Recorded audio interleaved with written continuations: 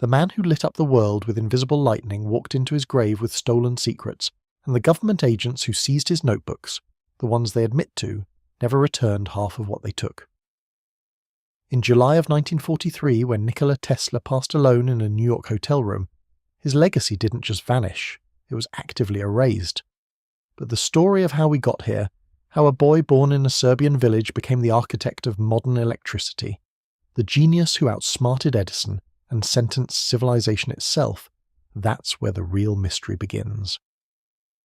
Let's rewind to 1856, to a thunderstorm in Smiljan, a place so remote that most people today couldn't find it on a map. Nikola Tesla was born on July 10th during one of the worst electrical storms the region had seen in years, and his mother, Duka, saw it as a sign, not of normal destiny, but of something extraordinary. The midwife handling the delivery supposedly told her that her son would be a man of darkness, a foreboding comment that would echo through Tesla's entire life, as he became obsessed with harnessing the very forces that marked his birth. Picture Smiljan, as it was in those days, a small settlement nestled in the Carpathian foothills of what's now Croatia, surrounded by pine forests so dense and ancient that they seemed to stretch into infinity. The village consisted of barely more than a few dozen houses scattered along mountain paths, connected by trails worn smooth by generations of walking feet.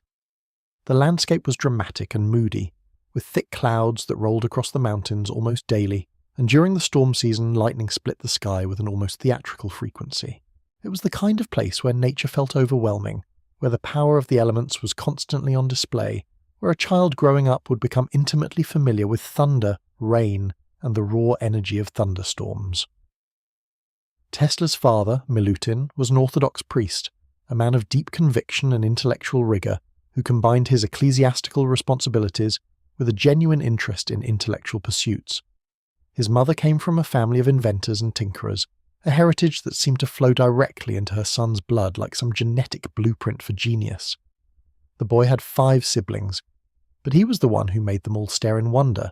As he grew, Nikola demonstrated an almost supernatural ability to understand mechanical systems, as though something in his mind could instantly grasp how things worked by simply observing them.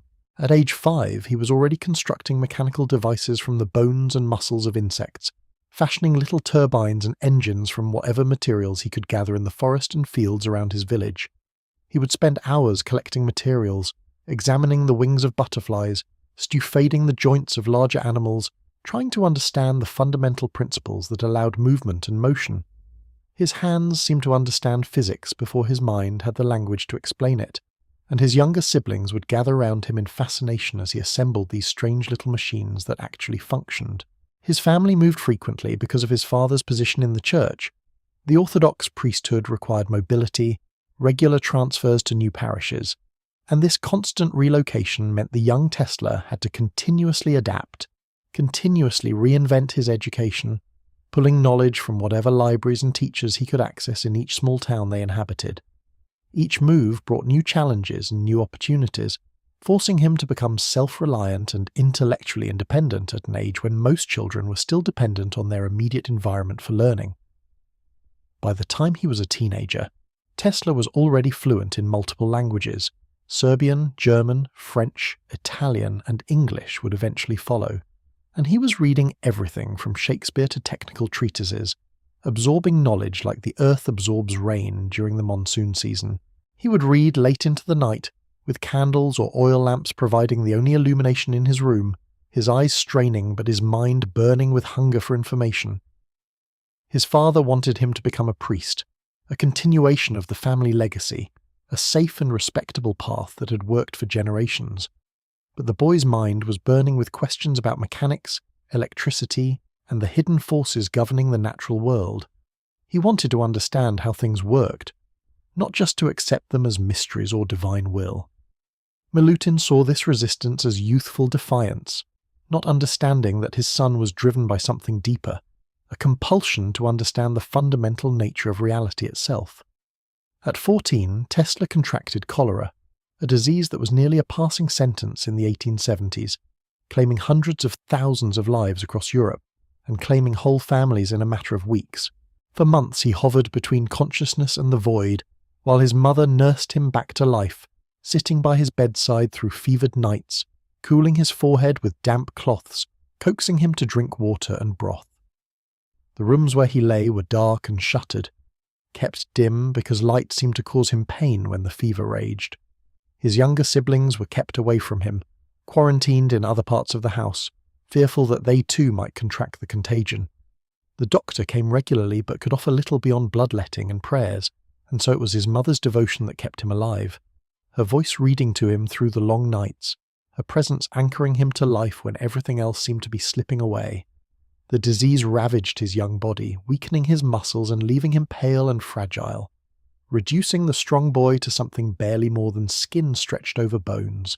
But his mind during those fever-ridden nights seemed to become sharper somehow, clearer, as if the illness was burning away anything superficial, leaving only the essential consciousness behind. During the darkest moments, when he was barely conscious, he would drift into strange visions and dreams, images that seemed to come from beyond the physical world, scenarios of machines and inventions and great works yet to be created. When Juka would sit beside him in those dark hours, she would read to him from books of science and natural philosophy, believing that feeding his mind would help sustain his body. He would listen, his eyes moving to follow her lips even when no sound seemed to reach his consciousness, still burning with intellectual hunger even as his body lay weakened and struggling. Something shifted in him during that time. He became even more determined, even more focused, as if he'd stared into the abyss and decided that his life had to mean something extraordinary, something that would justify the suffering he'd endured. When he finally began to recover, slowly regaining strength, sitting up in bed for the first time in weeks, it was as if a veil had been lifted. He had been given a second life, and he was determined not to waste it. He promised his father that if he recovered completely, he would study engineering instead of becoming a priest, offering this compromise as a form of gratitude for his recovery and his mother's devotion. Milutin came to him in his sick room, standing by the window and looking out at the landscape Tesla had known all his life. The old priest's face was lined with worry and age, and when he turned back to his son, there were tears in his eyes. "You have been given back to us," Milutin said simply. "Do what you must with this gift." Milutin, fearing his son's mortality and recognizing the depth of his commitment, finally agreed to release him from the expectation of priesthood, giving his blessing to this new path. After Tesla recovered, still weak and needing months to regain his strength, he enrolled at the Technical Institute in Graz, Austria, one of the finest engineering schools in the Austro-Hungarian Empire, and suddenly he had access to the education he craved. It was 1875 when he arrived, a young man of 19 years old carrying nothing but his determination and his notebooks filled with ideas and sketches. The journey to Graz was long, travelling through landscapes that shifted from familiar mountains to new terrain, watching the world open up as he moved farther from his childhood home. When he first arrived at the institute, climbing the stone steps and passing through its ornate gates, he felt as though he were entering a temple dedicated to knowledge and discovery. The institute was a revelation, surrounded by laboratories filled with electrical equipment, gas-powered machinery, mechanical devices of every description, and brilliant minds engaged in rigorous intellectual discourse. The air itself seemed to hum with possibility. Suddenly, he had access to everything he'd been yearning for. Libraries filled with books on physics and mathematics, laboratories where he could conduct experiments, professors who understood advanced concepts and could discuss them with intelligent peers. He threw himself into his studies with an almost manic intensity, as if afraid that this opportunity might be taken away from him, as if he needed to absorb as much knowledge as possible before something interrupted his education.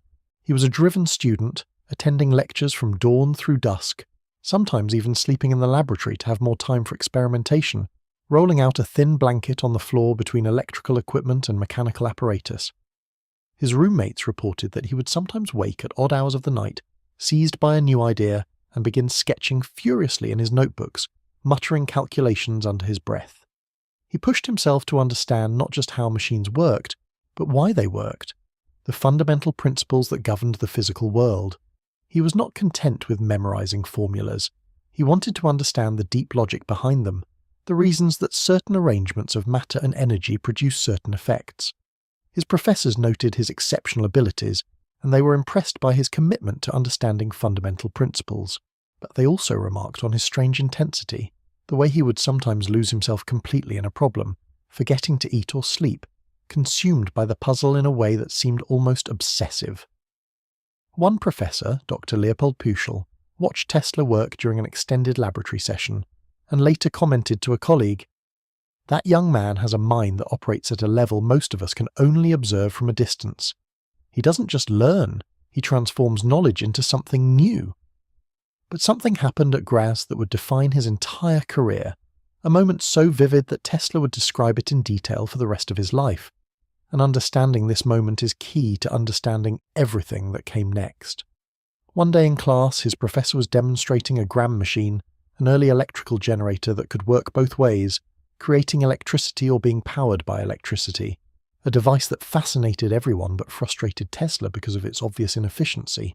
The machine was a marvel of mechanical engineering, with its careful arrangement of magnets and rotating coils, but it sparked and struggled, wasting tremendous amounts of energy as heat and friction, running hot, and making an unpleasant buzzing sound that indicated energy being lost.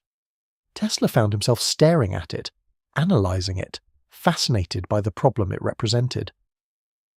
Later that evening, in his dormitory room, as he lay in bed unable to sleep, he found himself obsessed with the problem, unable to think of anything else.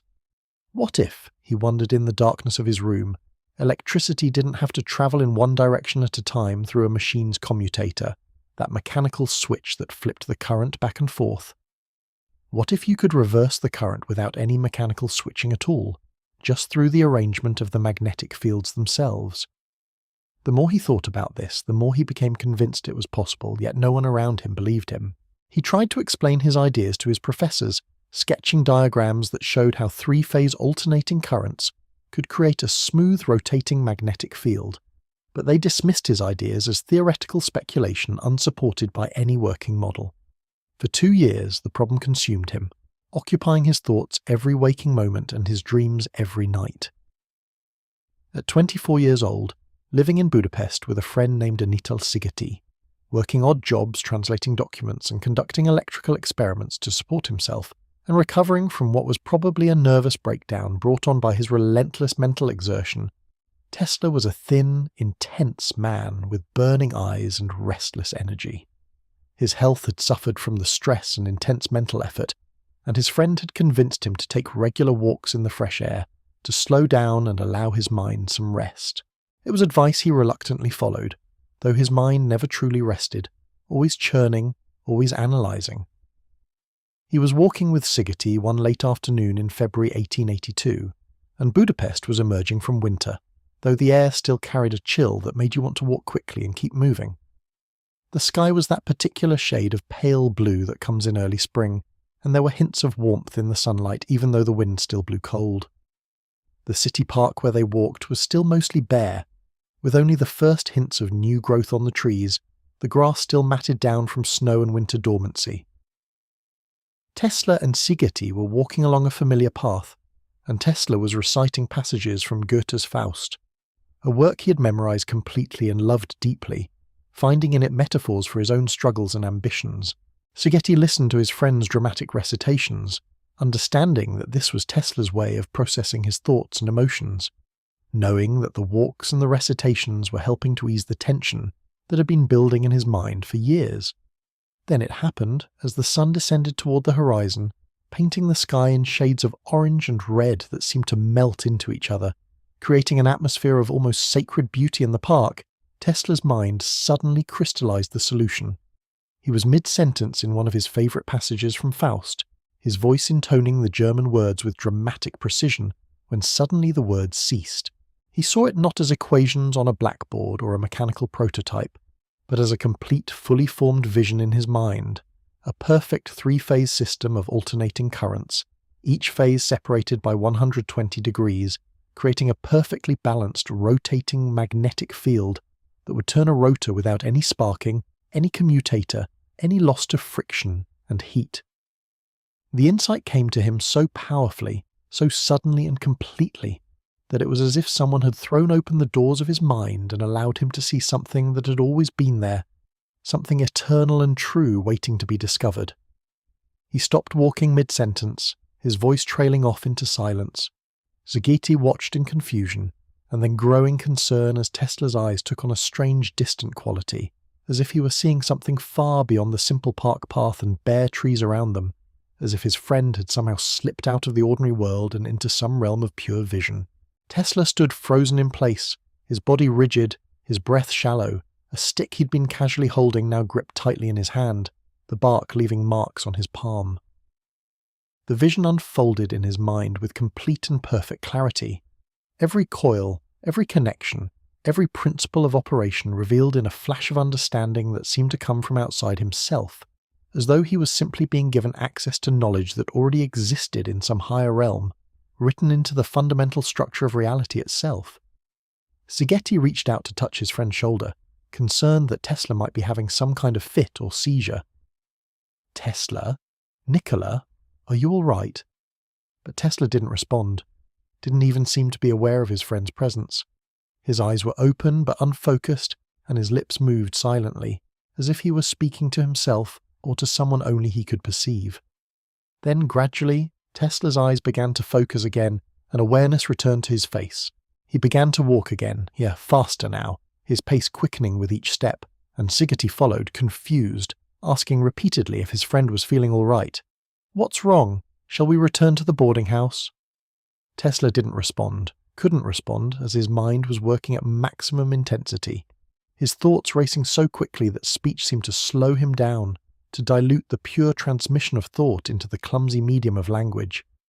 He found a stick in the path, and using it like a stylus, he suddenly dropped to his knees in the dirt of the park, his fine suit now soiling against the earth, and began drawing diagrams frantically in the soft ground, sketching out the principle that would become the foundation of all modern electrical power.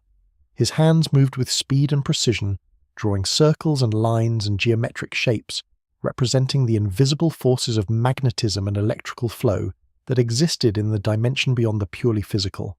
Szigeti stood above him, watching as Tesla drew rapidly, his intensity almost frightening, his face flushed with the intensity of concentration, beads of perspiration forming on his forehead despite the cool early spring air. Tesla drew the geometric arrangement of the three-phase system with absolute precision, showing how the rotating magnetic field would be created from three separate current sources, how the rotor would turn smoothly and continuously, without any mechanical switching, without any need for brushes or commutators to interrupt and reverse the current. He drew lines representing the currents, and he drew circles representing the stator and rotor, and he drew arrows showing the direction of the rotating magnetic field. As he drew, he began to speak, his voice excited and rapid, pointing at different parts of his diagram and explaining the principles to Szigeti, though his friend could barely follow the rapid explanation. "You see here," Tesla said, pointing with the stick at one section of his drawing. "Three phases separated by 120 degrees. Each one reaches its maximum at a different time. When you arrange them like this, you create a field that rotates continuously. No commutator needed, no brushes, no sparking, just smooth, continuous rotation." Szigeti knelt beside him now, trying to understand the diagrams, asking questions. "But how did you see this all at once? How did you know?" Tesla didn't answer immediately, still absorbed in the act of drawing and explaining, but eventually he looked up at his friend with tears in his eyes. "I saw it," he said simply. "The whole thing, every part. It was there, and I could see it." Here was the moment when Tesla's genius crossed from theoretical to practical, when the boy born in thunder finally understood his purpose. He would later write in his autobiography that he saw the vision with the precision of an invention he'd already built, every component perfect and functional, as if he were merely transcribing what already existed in some higher plane of reality. This was the beginning of Tesla's deep conviction that the human mind could visualize complex machinery so completely that the physical construction was almost an afterthought, a mere translation of internal perfection into material form. He believed that a perfectly visualized machine in the mind would work without any need for modification or adjustment when finally built, because the visualization process itself was the equivalent of testing and perfecting the design.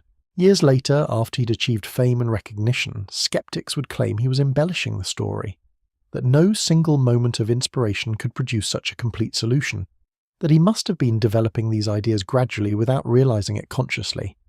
But Tesla insisted on every detail of the account, and the mathematics proved him right. The three-phase alternating current system worked exactly as he had visualized it, without any significant modifications or improvements needed. The vision had been perfect, complete, functional.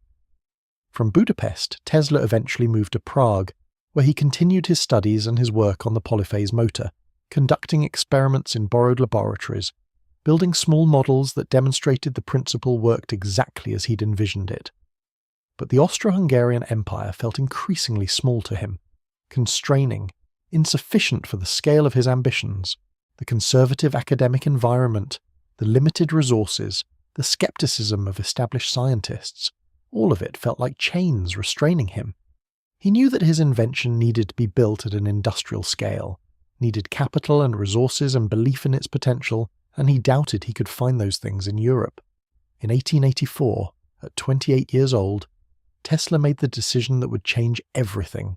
He would go to America, the land where anything seemed possible, where fortunes were made from nothing, where a genius without family connections or inherited wealth might actually rise to prominence through sheer talent and determination.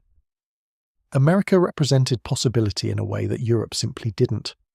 He wrote a letter to Thomas Edison, the most famous inventor in the world, a man who had already electrified portions of New York City with his direct current system and was becoming legendary across the nation. In that letter, Tesla introduced himself, outlined his vision for alternating current, explained in careful language why alternating current was superior to Edison's direct current system, and essentially asked Edison to hire him and invest in his ideas. Edison, at 56 years old, was already legendary, already wealthy from his multiple inventions and his investments, already convinced in his own mind that his system was superior and that no young upstart could possibly improve upon what he'd already accomplished. Nevertheless, curiosity got the better of him, and he invited Tesla to come work for him at his laboratory in New York. Tesla arrived in America in 1884 with 4 cents in his pocket, a worn suit that had seen better days, a letter of introduction to Edison that he'd carefully prepared, and a head full of machines that existed nowhere but in his mind. He'd spent nearly all his money on passage across the Atlantic, a desperate gamble that everything he believed in would be recognized and rewarded once he reached the promised land. The journey was long and difficult, spent in cramped quarters with hundreds of other immigrants, many of whom were seeking their own fortunes in America. Tesla spent the voyage reading, thinking, refining his ideas further, imagining the moment when he would finally meet Edison and explain his vision face to face. The meeting with Edison came quickly, orchestrated through the letter of introduction, and Tesla presented himself as professionally as he could despite his thin suit and worn appearance. He'd prepared a detailed explanation of his 3-phase alternating current system, complete with sketches and mathematical derivations. But the meeting didn't go as Tesla hoped.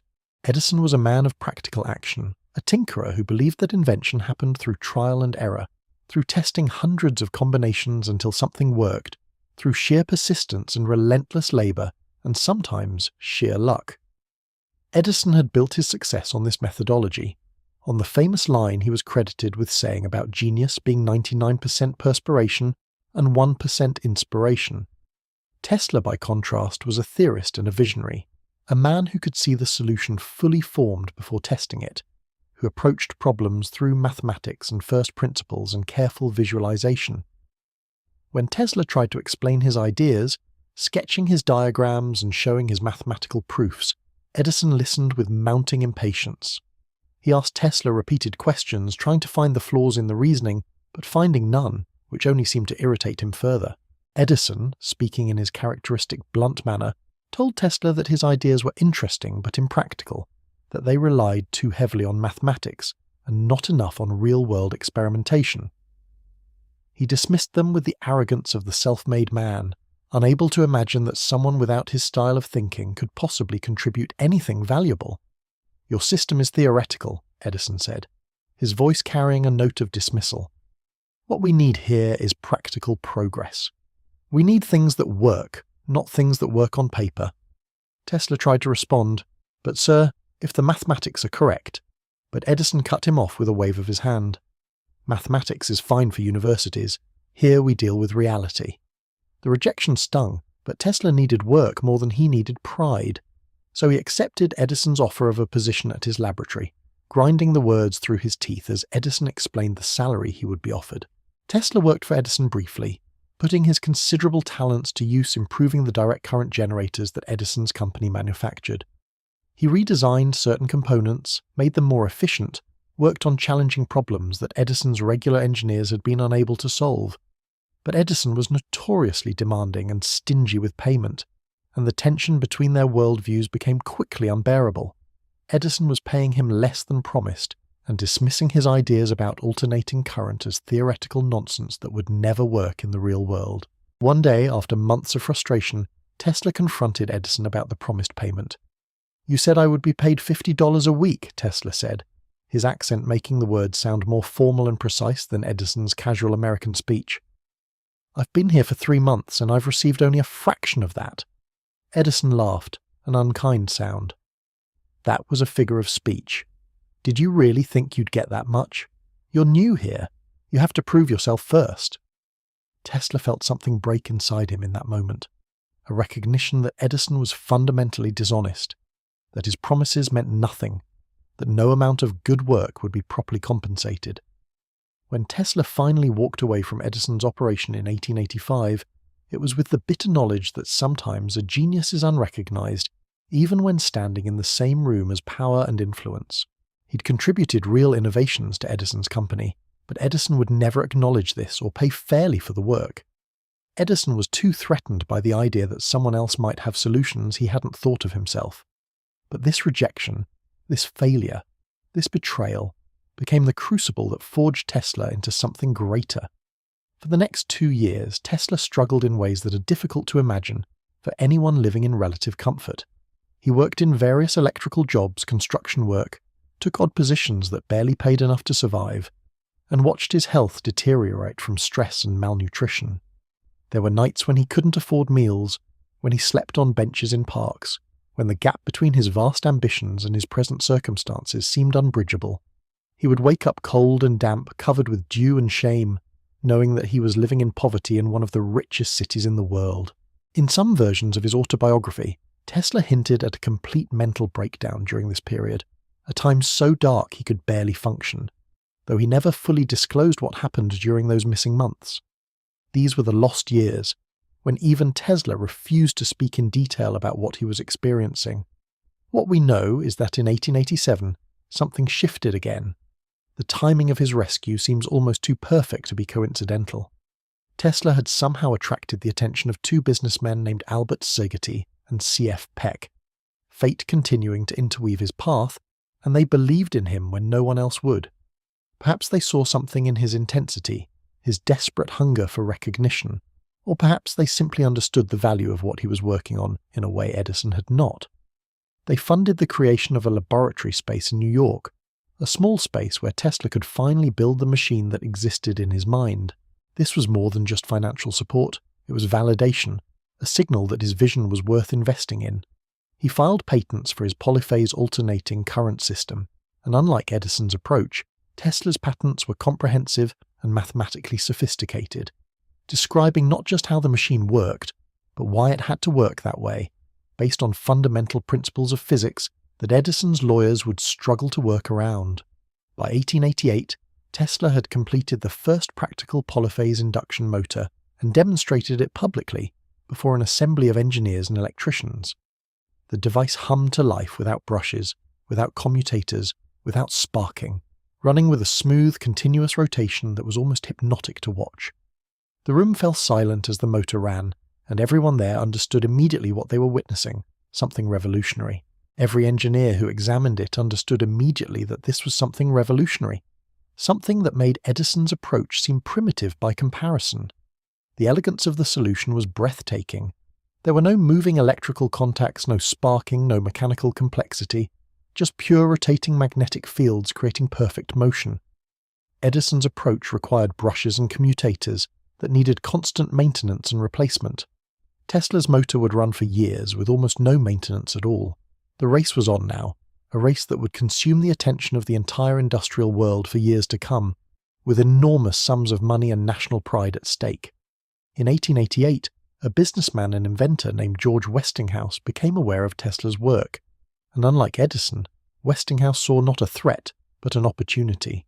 Westinghouse was already one of the most successful industrialists in America, having made his fortune through innovative railroad technologies, air brakes that allowed trains to stop safely and reliably, and he understood that the future of power distribution lay with alternating current, not Edison's direct current. Westinghouse had built his reputation on being willing to take calculated risks, to invest in promising technologies before their superiority was universally obvious. He understood the mathematics of power distribution in a way that Edison seemed unwilling or unable to comprehend, understood that AC could be transformed to high voltages for transmission and stepped back down at the destination, while DC simply couldn't be transformed without complicated mechanical devices. When Westinghouse's engineers showed him Tesla's patents and demonstrated the motor operating at his laboratory, he immediately recognized its significance.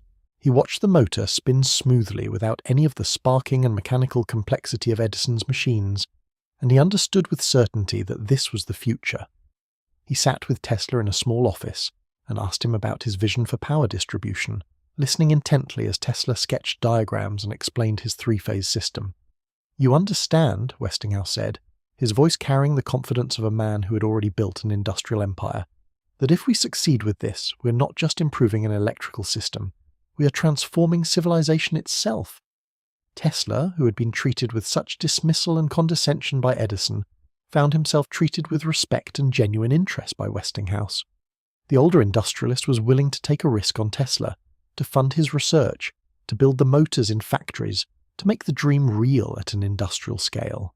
He licensed Tesla's patents for a substantial sum and gave him resources that Edison had never provided: the freedom to experiment, to dream, to build.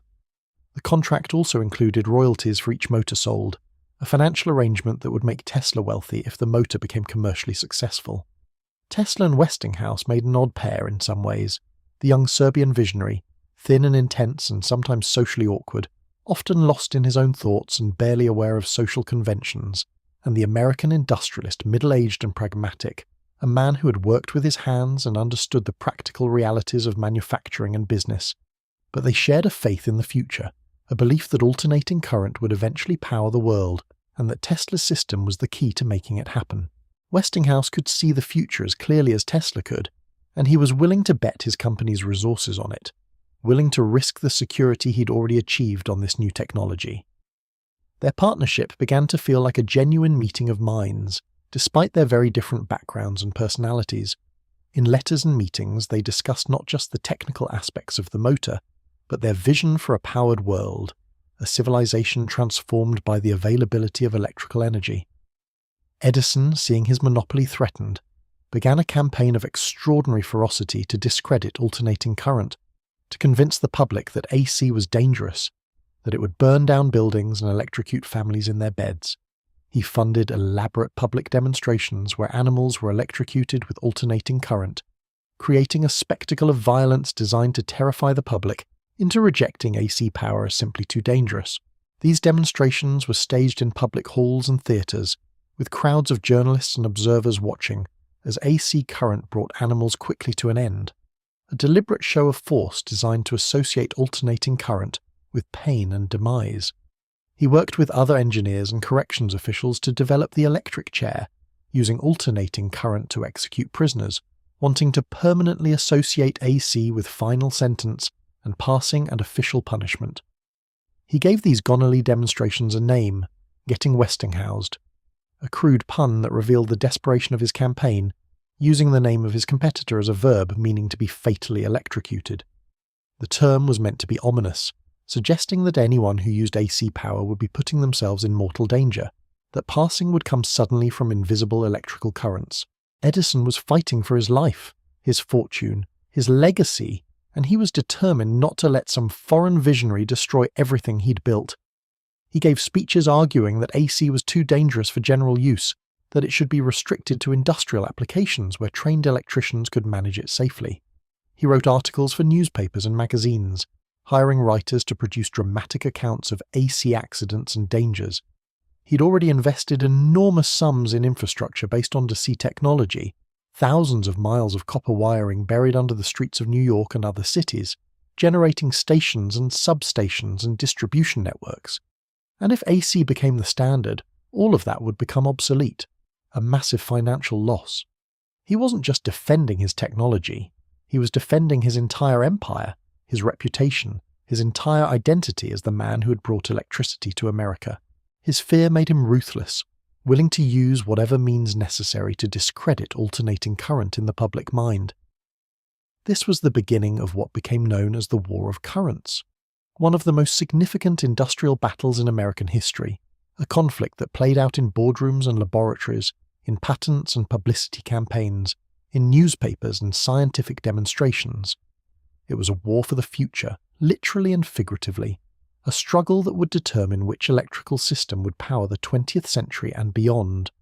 Tesla became the face of the alternating current movement, the embodiment of the future, the genius against whom Edison's own brilliance was increasingly being compared unfavourably. The newspapers loved the drama of it, the narrative of the younger, more brilliant upstart challenging the aging established genius. Investors were now choosing between Edison's established but static system and Tesla's revolutionary vision of a power grid that could transmit electricity across hundreds of miles, that could power factories and cities and homes with unprecedented efficiency and flexibility. What Edison didn't fully understand, or perhaps refused to acknowledge, was that Tesla's superior mathematical understanding of electromagnetism meant that his system was fundamentally better, not just different. Edison had won his battles through aggressive marketing and first-mover advantage, but Tesla had science on his side. The fundamental laws of physics favored AC over DC for long-distance power transmission. Edison had won his battles through aggressive marketing and first-mover advantage, but Tesla had science on his side. By 1893, the war was being decided, and the event that sealed Tesla's victory was the world's Columbian Exposition in Chicago, the great World's Fair that had drawn millions of visitors from around the globe to experience the marvels of the new age.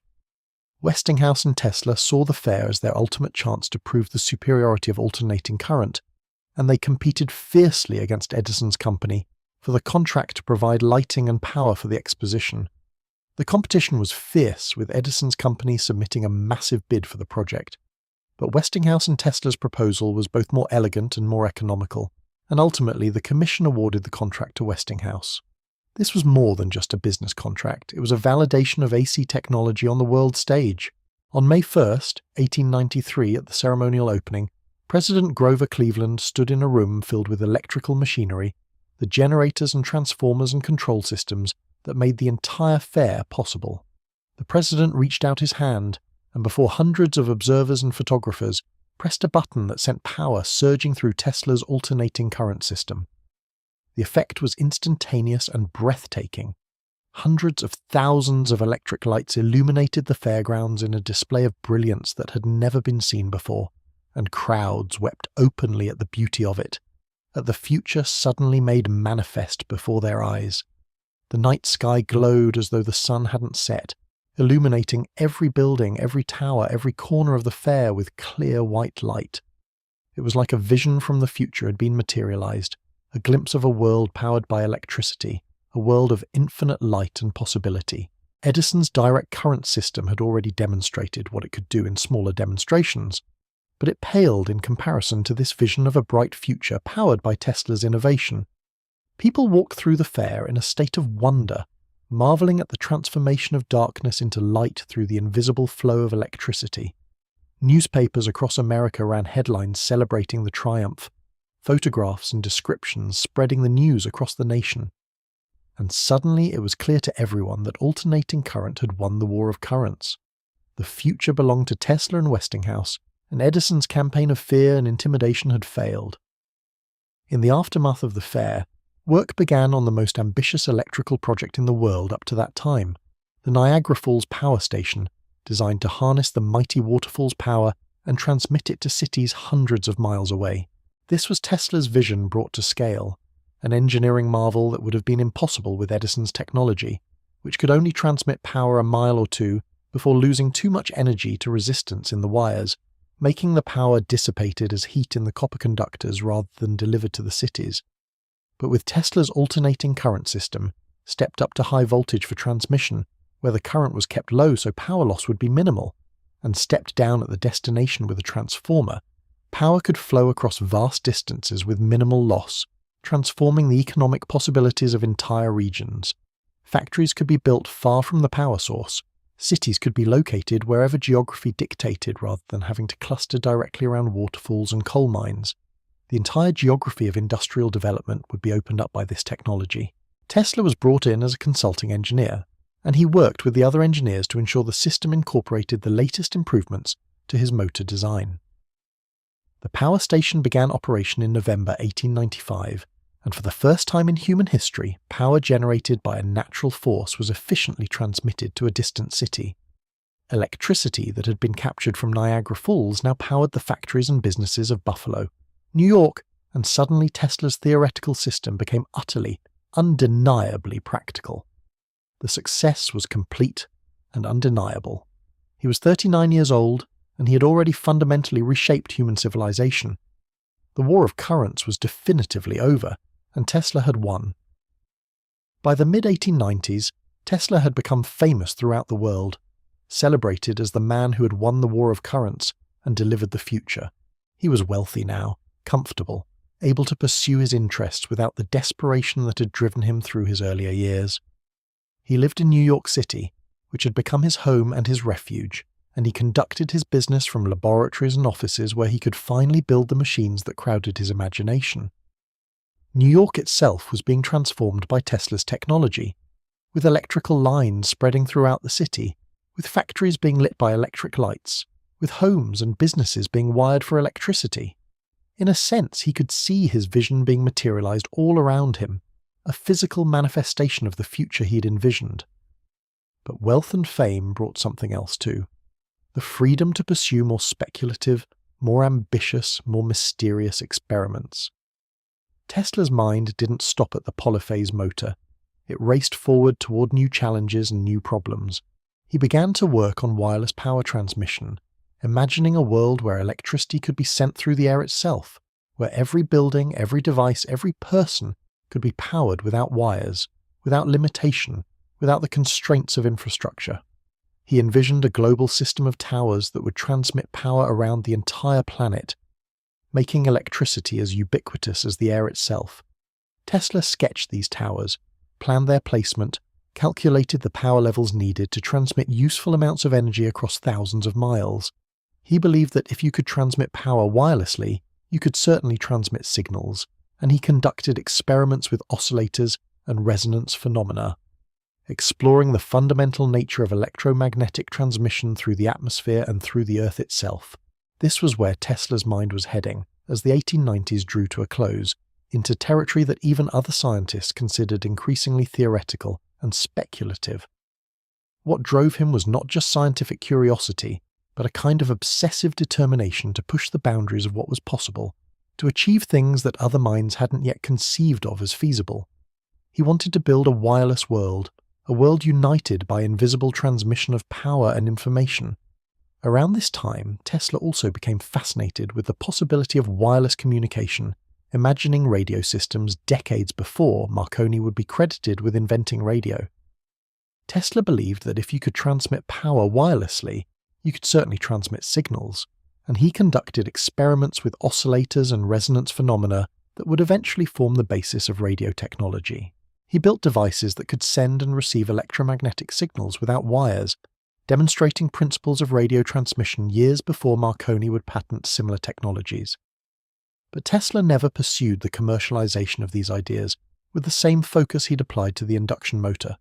Instead, he was drawn deeper into increasingly abstract experimentation, into mysteries that seemed to border on the occult, into territories where the line between physics and the unknowable began to blur. His notebooks from this period reveal obsessive calculations, strange diagrams, references to forces he believed existed but couldn't quite prove. By 1895, Tesla had achieved everything that a conventional definition of success would require: wealth, fame, recognition, patents, practical innovations that were transforming the world. Yet he seemed possessed by something beyond conventional ambition, something that drove him toward increasingly difficult problems, increasingly speculative research, increasingly mysterious goals. The man who had already sentenced the world was only beginning to imagine what else might be possible, and the world was watching, waiting to see what this Serbian genius would do next. Journalists sought him out for interviews, businessmen wanted to invest in his new ideas, young engineers wanted to study under him. But there was a darker side to his rise as well, a side that few people spoke about openly. Tesla was increasingly secretive about his work, refusing to publish his latest findings, conducting experiments behind locked laboratory doors, growing more paranoid about competitors and spies trying to steal his innovations. He had been betrayed before by employers and businessmen, had seen his ideas dismissed and stolen, and these experiences had hardened him into a man who trusted very few people. He began to keep multiple notebooks, some real and some decoys designed to confuse anyone who might break into his laboratory. He became obsessed with security, with protecting his intellectual property, with ensuring that his most important discoveries remained under his control.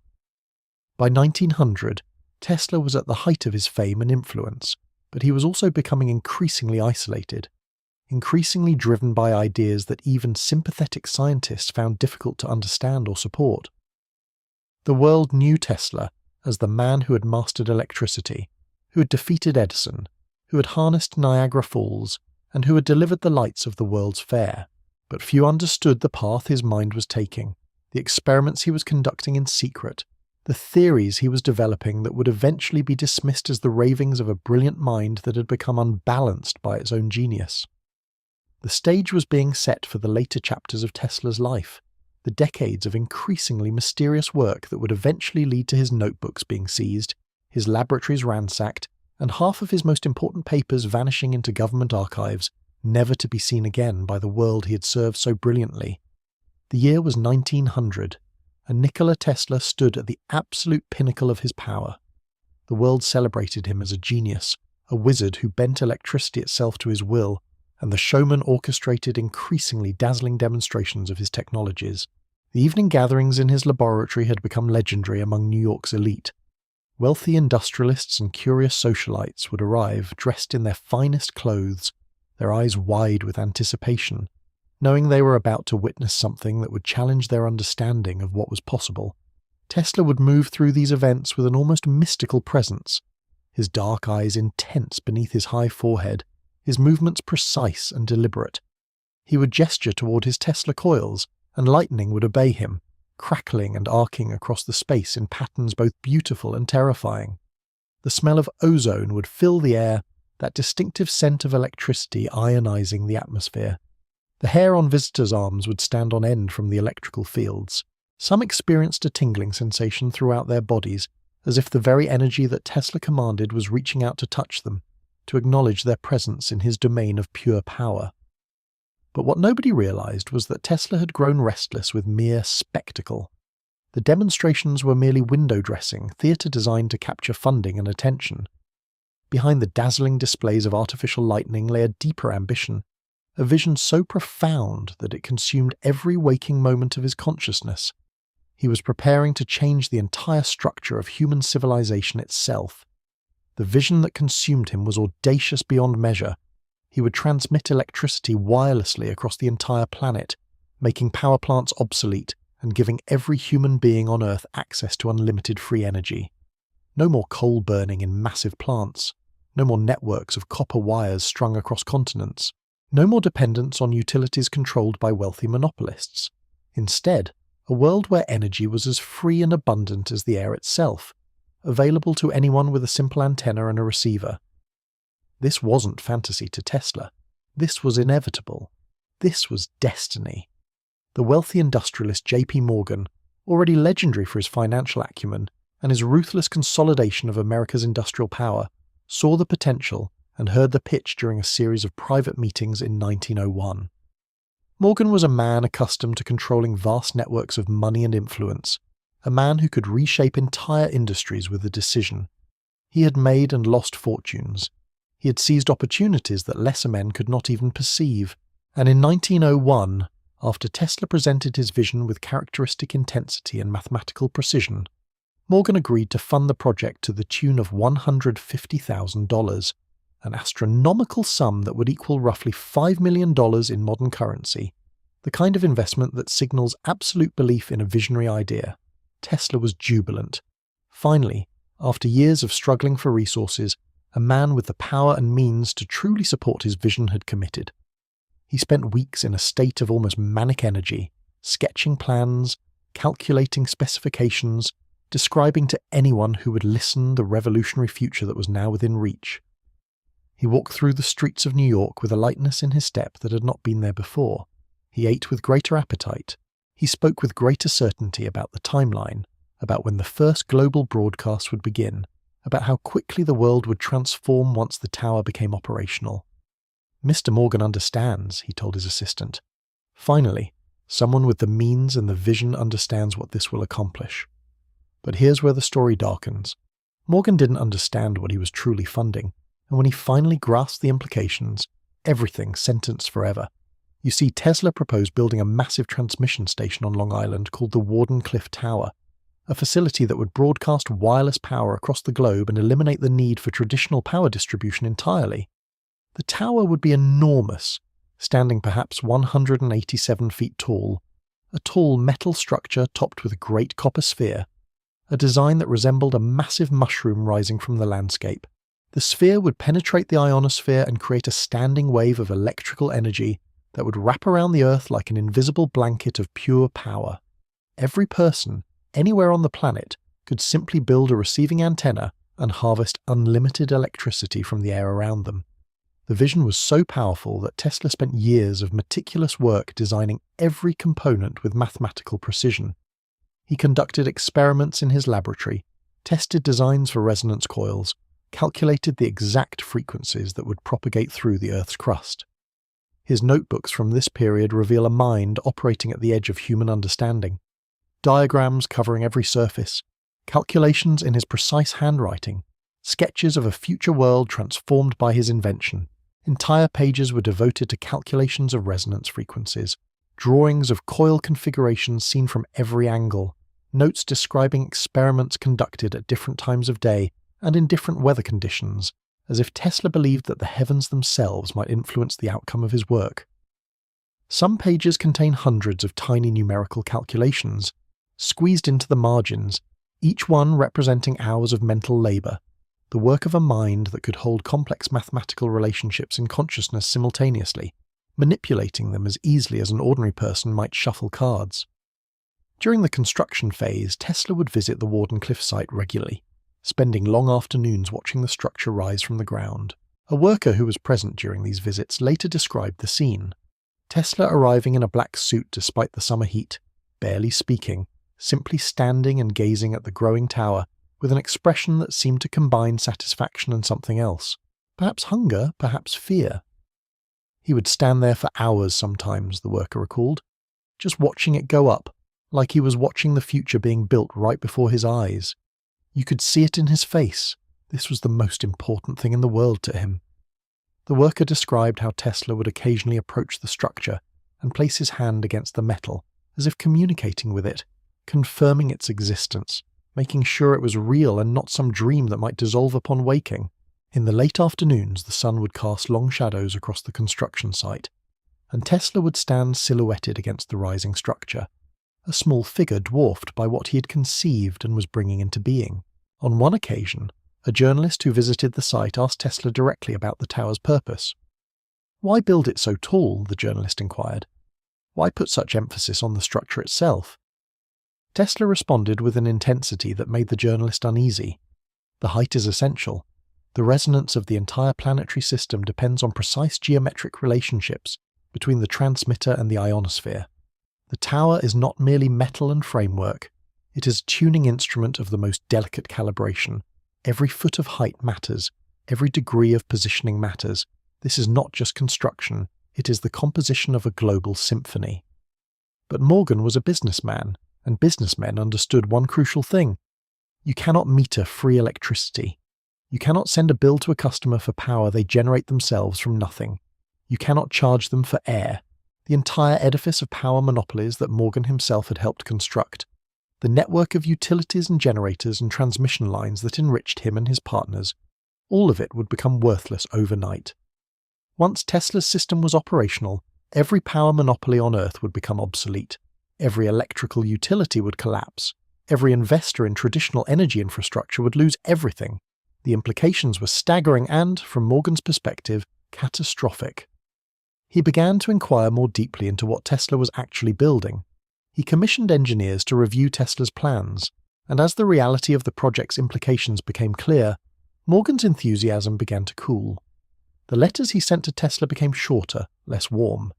Suddenly there were questions about costs, about timelines, about technical feasibility. On one December evening in 1902, Morgan sent a letter to Tesla that sentenced everything. The letter was brief and businesslike. "I have decided that I cannot in good conscience continue to fund a project that would fundamentally disrupt the financial structure of the power industry," Morgan wrote. "I understand your vision, Mr. Tesla, but vision alone cannot guide business decisions. I must withdraw my financial support effective immediately." Tesla read the letter by lamplight in his apartment, his hands trembling slightly. He read it again. Then, a third time. He was unable to accept that it was real, unable to accept that Morgan could simply withdraw support at this critical moment. He wrote back immediately, a long letter explaining the financial potential of the wireless power system, describing how Morgan could control the worldwide distribution of the technology, how Morgan could become wealthier than he could possibly imagine. "You do not understand," Morgan responded in a terse reply that arrived 2 days later. "I understand perfectly. That is precisely why I cannot proceed. Your system would make my current wealth worthless. I am not in the business of rendering my own fortune obsolete."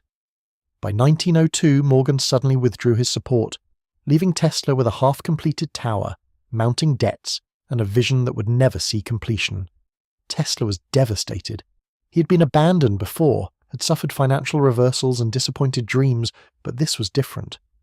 This was betrayal by the only man with resources sufficient to make his greatest vision real.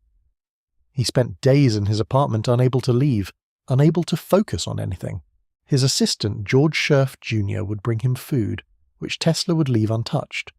"The tower must be completed," Tesla would say repeatedly, his voice flat and hollow. "Without Mr. Morgan's support, the tower cannot be completed, but it must be completed. There must be a way." But there was no way.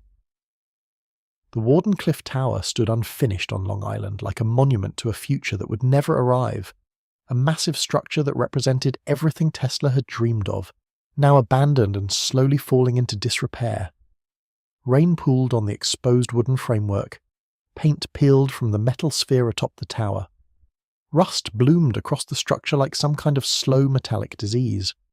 Tesla desperately sought additional funding, appealing to wealthy donors and investors, writing letters that alternated between technical exposition and desperate pleading. But Morgan's withdrawal had poisoned the well. Word spread through the wealthy elite that the Wardenclyffe project was technically impossible. A fantasy. The ravings of a man whose mind was becoming unstable. There were whispers in financial circles that Tesla was a dreamer, a charlatan, a brilliant engineer whose latest ideas had finally exceeded the boundaries of what was actually possible. When Tesla would approach potential investors, they would listen politely, then decline. Some would question the technical feasibility. Others would simply say they were not interested in projects that Morgan himself had abandoned. "If JP Morgan will not fund it," one investor told him, "then it must not be a sound investment, and I defer to Morgan's judgment in such matters." By 1917, with World War I raging and government property seizures sweeping across America, the tower was demolished for scrap metal.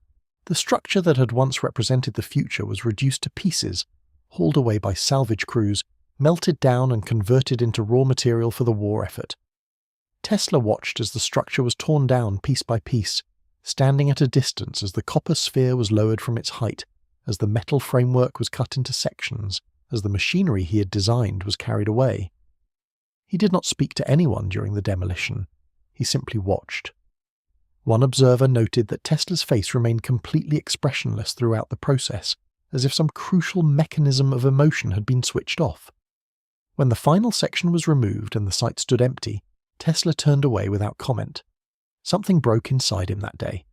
A fundamental faith in progress, a belief that genius and vision would triumph, a conviction that brilliant ideas would inevitably be realized if only you worked hard enough and believed strongly enough. The world had shown him that none of these things were necessarily true. Genius could be ignored, vision could be dismissed. The most brilliant ideas could be ground beneath the wheels of commerce and politics and short-sighted self-interest. This realization would haunt him for the remainder of his life. But even as Wardenclyffe was demolished, Tesla's mind was spiraling deeper into territories even more mysterious than wireless power transmission. Consider what happened next. During the same years that Wardenclyffe was rising and then falling, Tesla conducted another series of experiments that remain profoundly enigmatic to this day. In Colorado Springs, in the remote mountains far from the prying eyes of New York, Tesla constructed the most powerful Tesla coils the world had ever witnessed.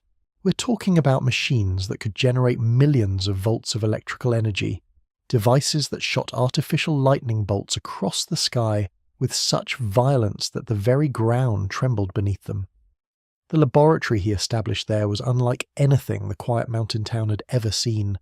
Massive structures housing coils that hummed with barely contained energy, equipment that when activated would fill the air with a distinctive electrical ozone smell, creating a sensory atmosphere that was utterly alien to the natural world surrounding it. The ground around the laboratory would become electrically charged, and people could not walk near it without experiencing tingling in their feet and legs. The lights in nearby buildings would flicker and brighten unexpectedly when Tesla was conducting his most powerful experiments. Dogs would whimper and hide, birds would leave the area and not return until the experiment ceased. Tesla would work late into the night in these facilities, conducting experiments that his assistants could barely comprehend, manipulating forces that seemed to violate their understanding of how electricity and energy actually behaved. One assistant, when asked to describe the experience, said, "I have worked with electrical equipment my entire adult life, and yet what I witnessed in Tesla's laboratory exceeded anything I could have imagined. He would activate these coils, and the air itself would seem to come alive. You could see electrical discharges dancing between metal surfaces. You could feel the electricity in your hair, on your skin. And Tesla would stand in the center of it all, apparently unconcerned about the danger, simply making adjustments and observations with mathematical precision. The purpose, according to Tesla, was to study the transmission of wireless energy through the Earth itself.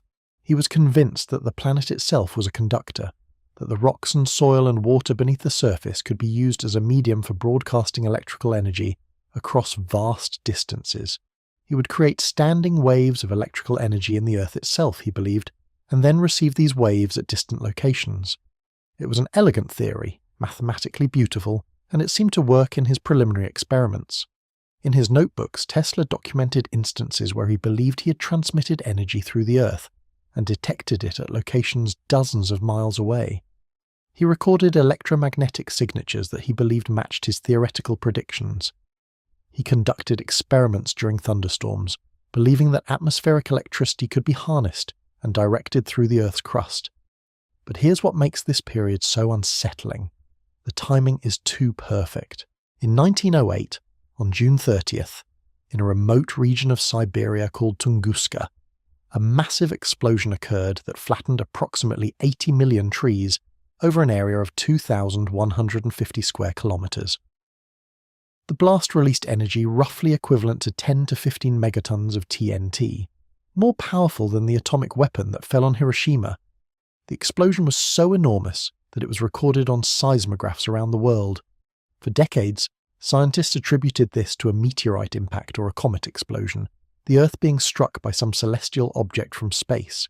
But Tesla's notes and theories suggest something far more sinister.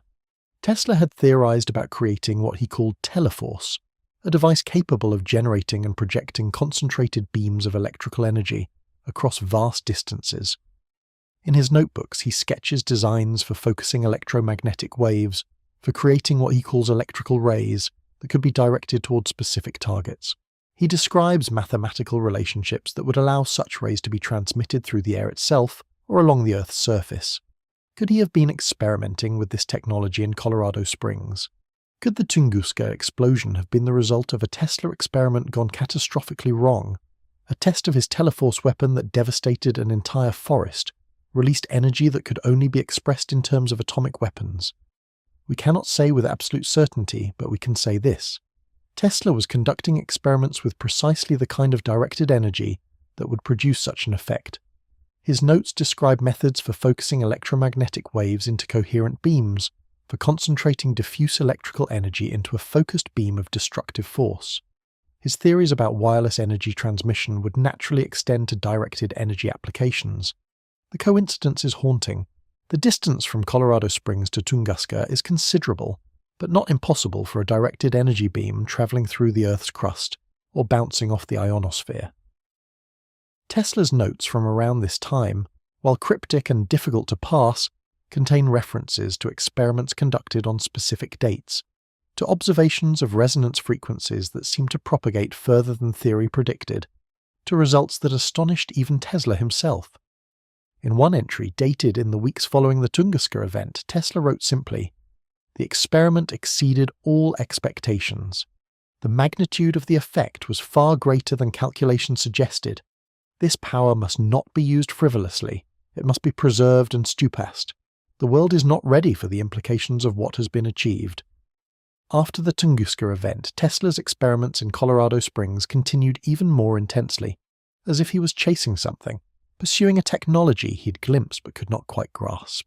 He would sit for hours in his laboratory, working by candlelight and electric lamp, refining his calculations, testing new configurations of coils and capacitors. His assistants reported that he would sometimes fall into trance-like states, muttering to himself about the resonance of the Earth, about frequencies that the human ear could not detect, about power sources that existed everywhere and belonged to no one. One assistant, in a letter that survived, described finding Tesla at 4 a.m, standing motionless before a series of instruments, tears streaming down his face, though whether these were tears of triumph or despair the assistant could not determine. The assistant approached cautiously, concerned for the inventor's well-being. "Dr. Tesla?" the assistant asked. Tesla slowly turned, as if returning from a great distance. "The Earth itself is alive," he said quietly. "It vibrates at precise frequencies. These frequencies can be measured, understood, manipulated. I have seen into the mechanism of the planet itself. The implications are staggering." He returned to staring at his instruments without further comment. Tesla's obsession with the number 3 deepened during these years. Everything had to be arranged in patterns of 3, had to vibrate at frequencies divisible by 3, had to be conducted on dates that reduced to the number 3. This wasn't mere superstition. Tesla believed that the number 3 contained fundamental cosmic properties that amplified the effectiveness of his experiments. His notebooks from Colorado Springs reveal elaborate diagrams where the number 3 recurs obsessively. 3 towers arranged at specific angles, 3 coils configured in particular geometries, 3 stages of operation building toward a crescendo of power. He would walk around his laboratory in patterns of 3, would conduct measurements at 3-hour intervals, would document his observations in tables with 3 columns and 3 rows. He would eat 3 meals a day, with specific numbers of bites determined by elaborate calculations. He would sleep in 3-hour intervals rather than attempting to sleep for 8 continuous hours. His assistants found this behavior peculiar, but did not question it. Tesla's track record of success was sufficient justification for the strangest of habits. When asked directly about the significance of the number 3, Tesla would provide detailed explanations involving harmonic frequencies, harmonic waves in musical systems, and the way that the number 3 appeared in the proportions of the visible universe. "Everything in nature moves in patterns of 3, he insisted. The enlightened engineer learns to see these patterns and to harness them for beneficial purposes." Was this mathematical insight or descending madness? Perhaps both. What we know is that Tesla's mind was working at levels of abstraction that left most scientists bewildered. He could see patterns in nature that nobody else perceived. He could envision technological systems decades before the materials and components needed to build them would exist.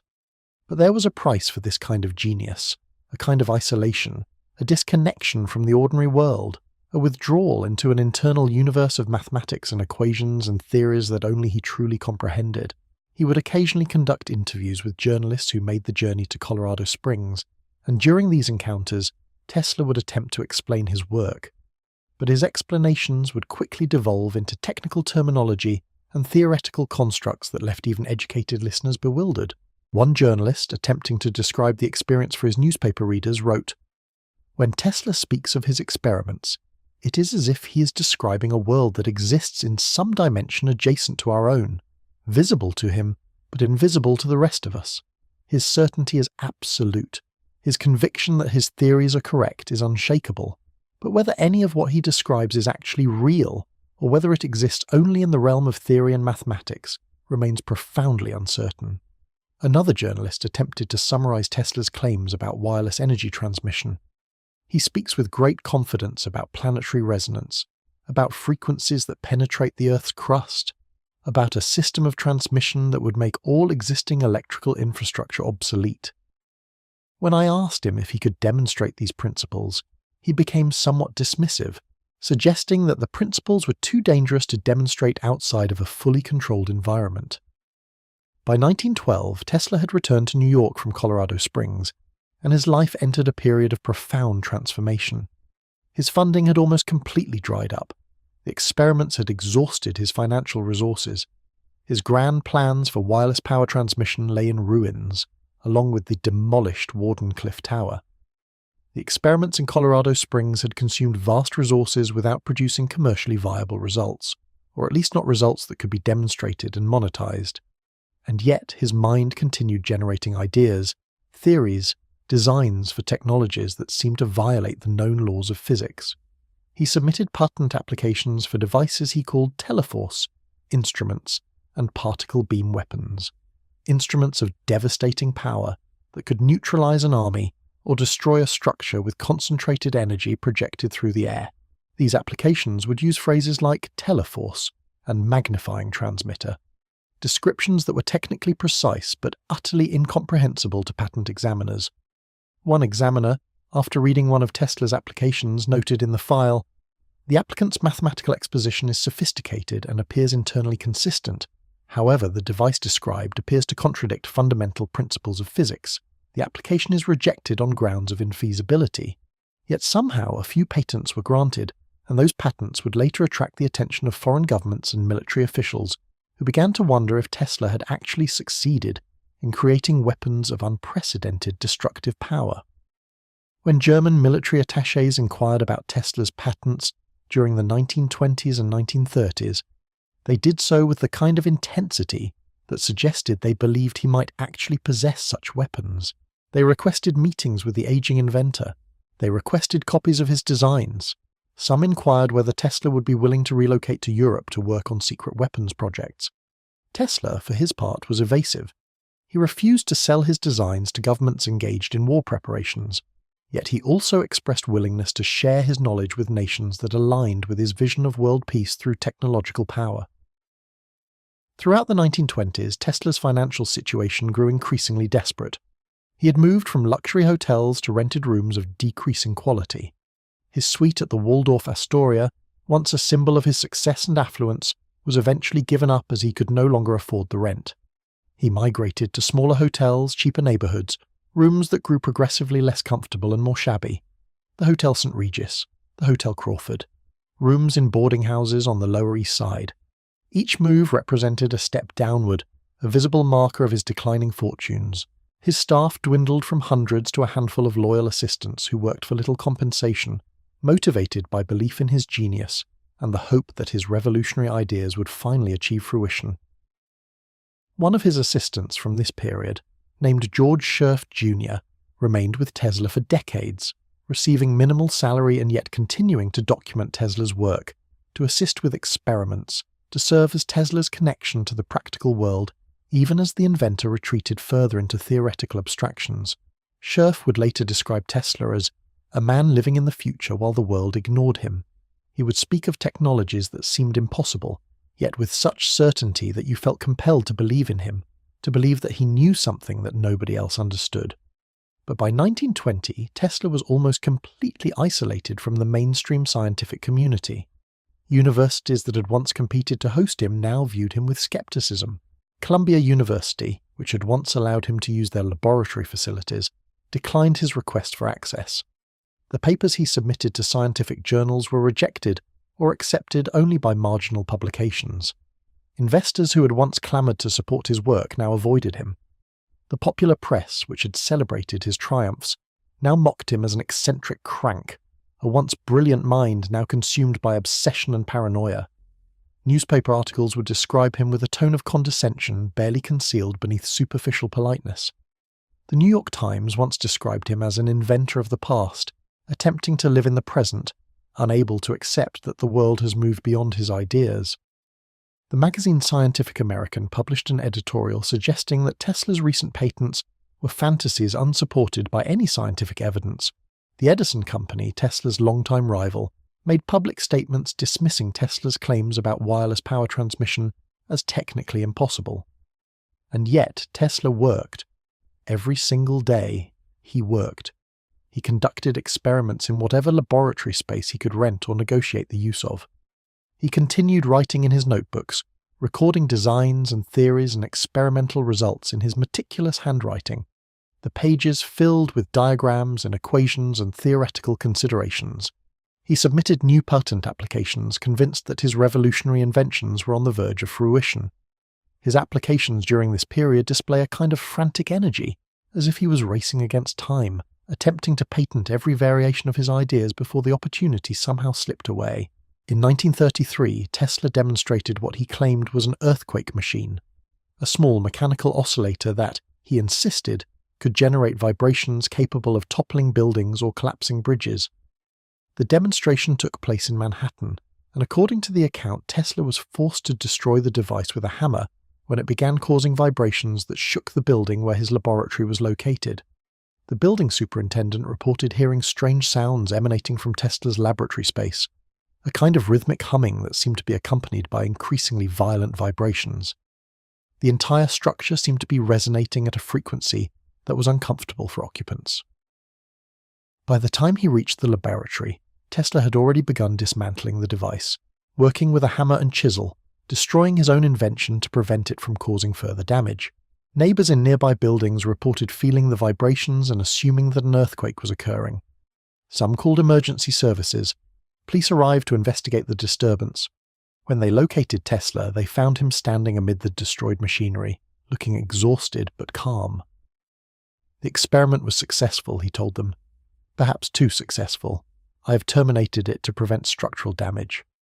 He offered no further explanation. The story is almost certainly exaggerated by newspapers seeking sensational headlines, but it reflects something important. Tesla was still conducting experiments, still testing new concepts, still convinced that the tools to transform human civilization were within his reach. The popular accounts grew more and more sensationalized as they were retold, eventually describing the oscillator as nearly causing a catastrophic disaster before Tesla heroically prevented disaster. But the kernel of truth in the story, that Tesla was capable of generating significant vibrations, that he was concerned enough about the effects to stop the experiment, that people in the surrounding area felt the effects of his work, all of this suggests an inventor still engaged with tangible experimentation, not merely lost in theoretical fantasy. What sustained Tesla through these decades of declining resources and dwindling support? The answer, paradoxically, might have been his daily ritual of feeding pigeons in Washington Square Park. It sounds trivial, almost pathetic, an old man spending hours feeding birds. But for Tesla, this ritual represented something profound. He spoke of developing a special affection for one particular pigeon, a bird with white rings on its wings that would come to him regularly. He fed this bird by hand, lavished attention upon it, spoke to it as if it were a confidant sharing intimate secrets. The pigeon never flew away. It seemed to understand that Tesla was offering not merely food, but companionship, recognition, the acknowledgement of one conscious being toward another. He fed this bird by hand, letting it eat from his palm, feeling its tiny feet and the soft warmth of its body. The sensation was one of the few remaining physical pleasures in his life. In an increasingly cold and indifferent world, this small ritual represented connection, love, the sense that his existence mattered to at least one other living being. Friends and colleagues reported that Tesla would discuss his scientific theories with the pigeon, explain his designs, unburden himself of his frustrations and dreams. "I believe this bird understands me," he told one visitor to the park. "It listens in a way that humans cannot. It accepts my affection without judgment, without skepticism. It simply accepts that I am here and that I care for it. This bird is the only being in the world who does not question my work, who does not suggest that I am mad or mistaken." The pigeon, he said, understood him in a way that humans could never understand. And when that pigeon eventually fell ill and did not appear in the park one morning, then did not appear the next, Tesla grew increasingly anxious. He returned to the park day after day, searching for the familiar white-winged bird, calling out to it softly. Eventually he accepted that the pigeon had passed away, had departed from the world of the living. Tesla was devastated, grief-stricken in a way that seemed disproportionate to the loss of a single bird, until you understood that the pigeon represented something far larger. Tesla's final connection to love, to companionship, to the sense that someone or something in the universe cared about his survival and his work. He spoke of his grief to visitors, described the loss as equivalent to the loss of a human friend. One interview from this period captures him discussing the pigeon. "You may think it strange that an old man grieves so intensely over a single bird, but this bird was different. This bird understood, and when it was gone, a part of my connection to this world was severed.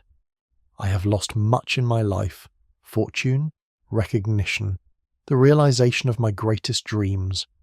But losing that pigeon felt like losing the final thread connecting me to hope." Throughout the 1930s, Tesla's declining situation took on an increasingly tragic quality. He was living in rented rooms of progressively lower quality. His hotel rooms were cramped and sparsely furnished. The wallpaper was faded and stained with watermarks. The furniture was worn and broken, missing drawers, with springs protruding from the cushions. He sometimes went without adequate food, subsisting on what he could afford on his minimal income, often just bread and milk, eaten while sitting at his desk surrounded by notebooks and diagrams. His clothes were threadbare and worn, patched in places where they had torn. He wore the same suit day after day, the fabric becoming increasingly shiny and thin from constant use. He had 2 shirts, both worn and faded. His shoes were held together with wire and tape. And yet his mind remained sharp, almost defiantly sharp, as if genius itself was refusing to acknowledge the deterioration of his body and his circumstances. He would receive visitors, younger scientists, journalists, curious engineers, and would spend hours describing theories so advanced that most listeners could barely follow the reasoning. His voice would take on the intensity of his younger years when he was discussing his work. His eyes would brighten. His hands would move expressively as he sketched diagrams in the air, describing concepts that existed nowhere but in his mind. He wrote letters to newspapers explaining concepts in physics that he believed he had discovered, but which the scientific establishment refused to acknowledge. These letters were sometimes published, often rejected. When they were published, they were typically accompanied by editorial notes suggesting that the author was an eccentric, elderly scientist presenting outdated ideas. Tesla's theories, one editorial stated, are the nostalgic musings of a once brilliant mind, now unable to accept the advances that the scientific community has made beyond his own contributions. He submitted patent applications for wireless transmission systems, directed energy weapons and perpetual motion machines, maintaining absolute conviction that his designs were technically correct and would eventually be proven so. The applications grew increasingly elaborate, including detailed mathematical proofs and theoretical justifications. Patent examiners would read these applications with a mixture of respect for the complexity of the mathematics and skepticism about the actual feasibility of the devices being described. Some examiners would note in their files that Tesla's patent applications represented the tragic decline of a brilliant mind into pseudoscience and impossible fantasies. Yet Tesla persisted. He would revise applications and resubmit them. He would devise new versions of old inventions, hoping that some variation would finally convince the patent office of the validity of his designs. The US government, particularly the military services, became increasingly interested in Tesla's work during the 1930s as global tensions mounted and war seemed inevitable. The rise of aggressive military regimes in Europe and Asia made American military planners increasingly desperate for technological advantages. The development of new aircraft and radar systems made it clear that technological innovation could determine the outcome of future conflicts. If Tesla actually possessed weapons capable of the destruction he claimed, Then the military needed to understand these weapons and ideally control access to them. Officials from the War Department and the Navy would occasionally visit him, asking about his weapons patents, inquiring about his theories on directed energy and remote destruction. Tesla, desperate for funding and validation, would eagerly demonstrate his designs, explain his mathematical proofs, describe experiments that supposedly demonstrated his concepts. The conversations between Tesla and these military officials were sometimes recorded in reports that made their way into various government archives.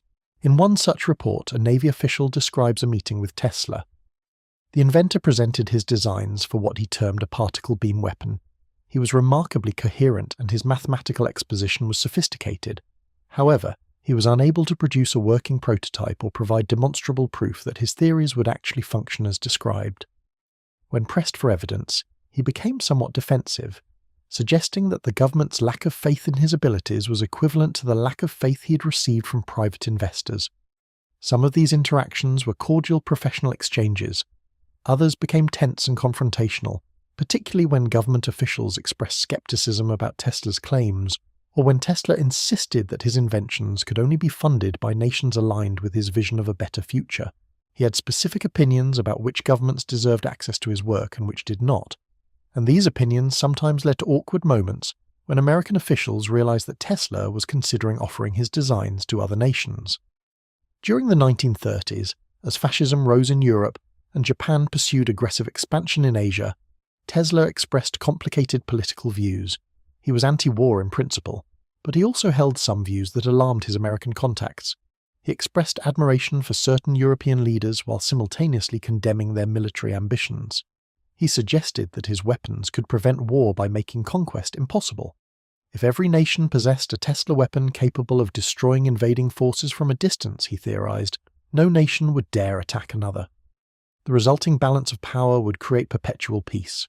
He insisted that his wireless power transmission system could unite humanity and eliminate the resource conflicts that led to warfare.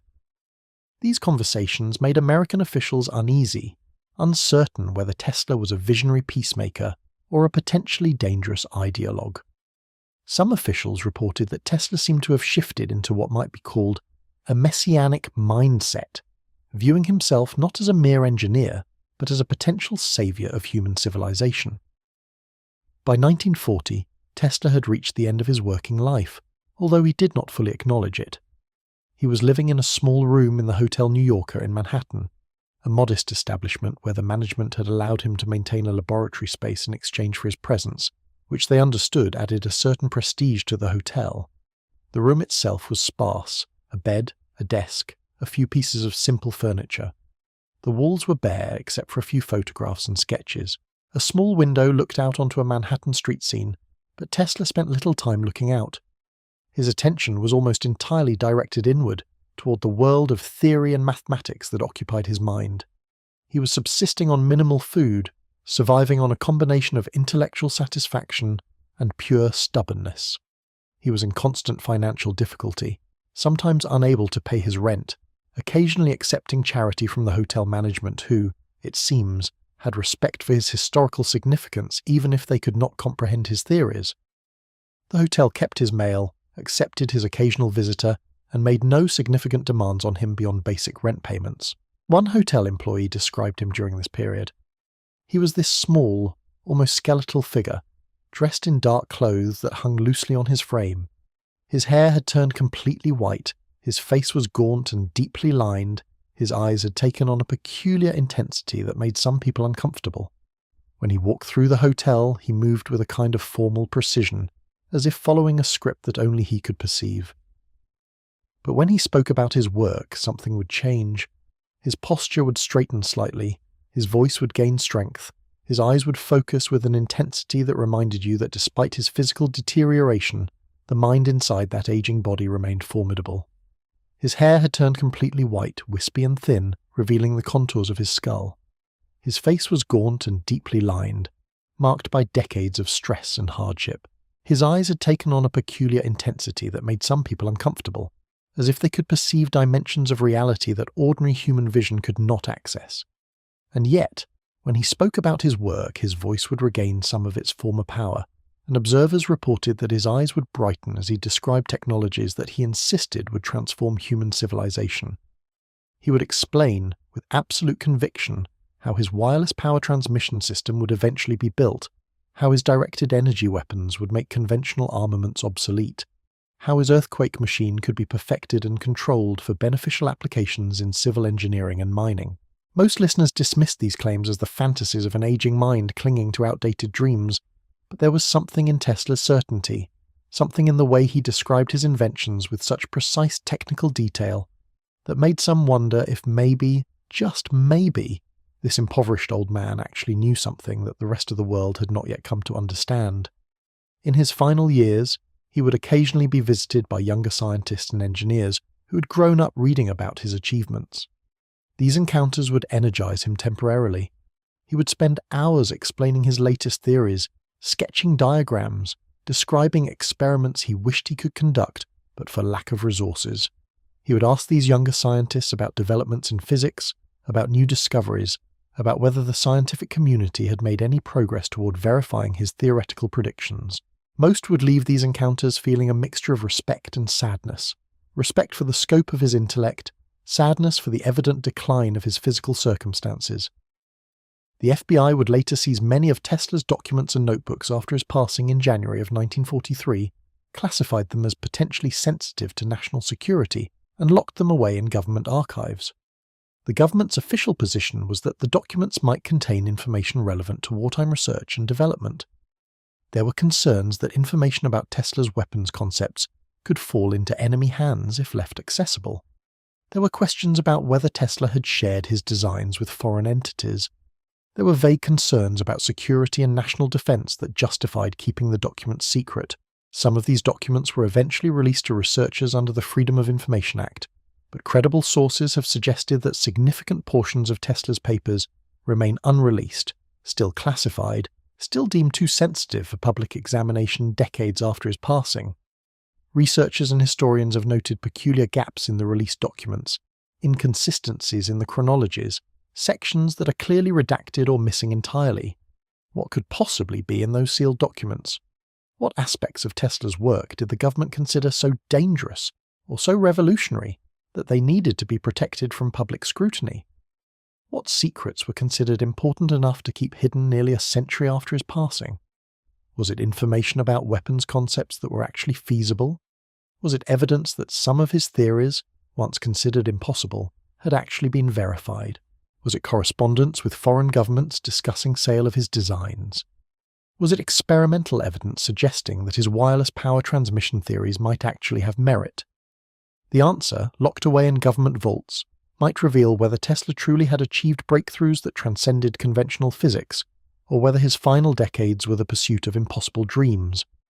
What we do know is that Tesla left behind thousands of pages of notes and diagrams, patent applications for devices that seem to violate known principles of thermodynamics, experimental results that he insisted proved his revolutionary theories. The question that haunts researchers to this day is simple but profound. How much of what Tesla claimed was actually correct? And how much would have actually worked if he had possessed the resources to fully develop and test his designs? Would his wireless power transmission system have functioned?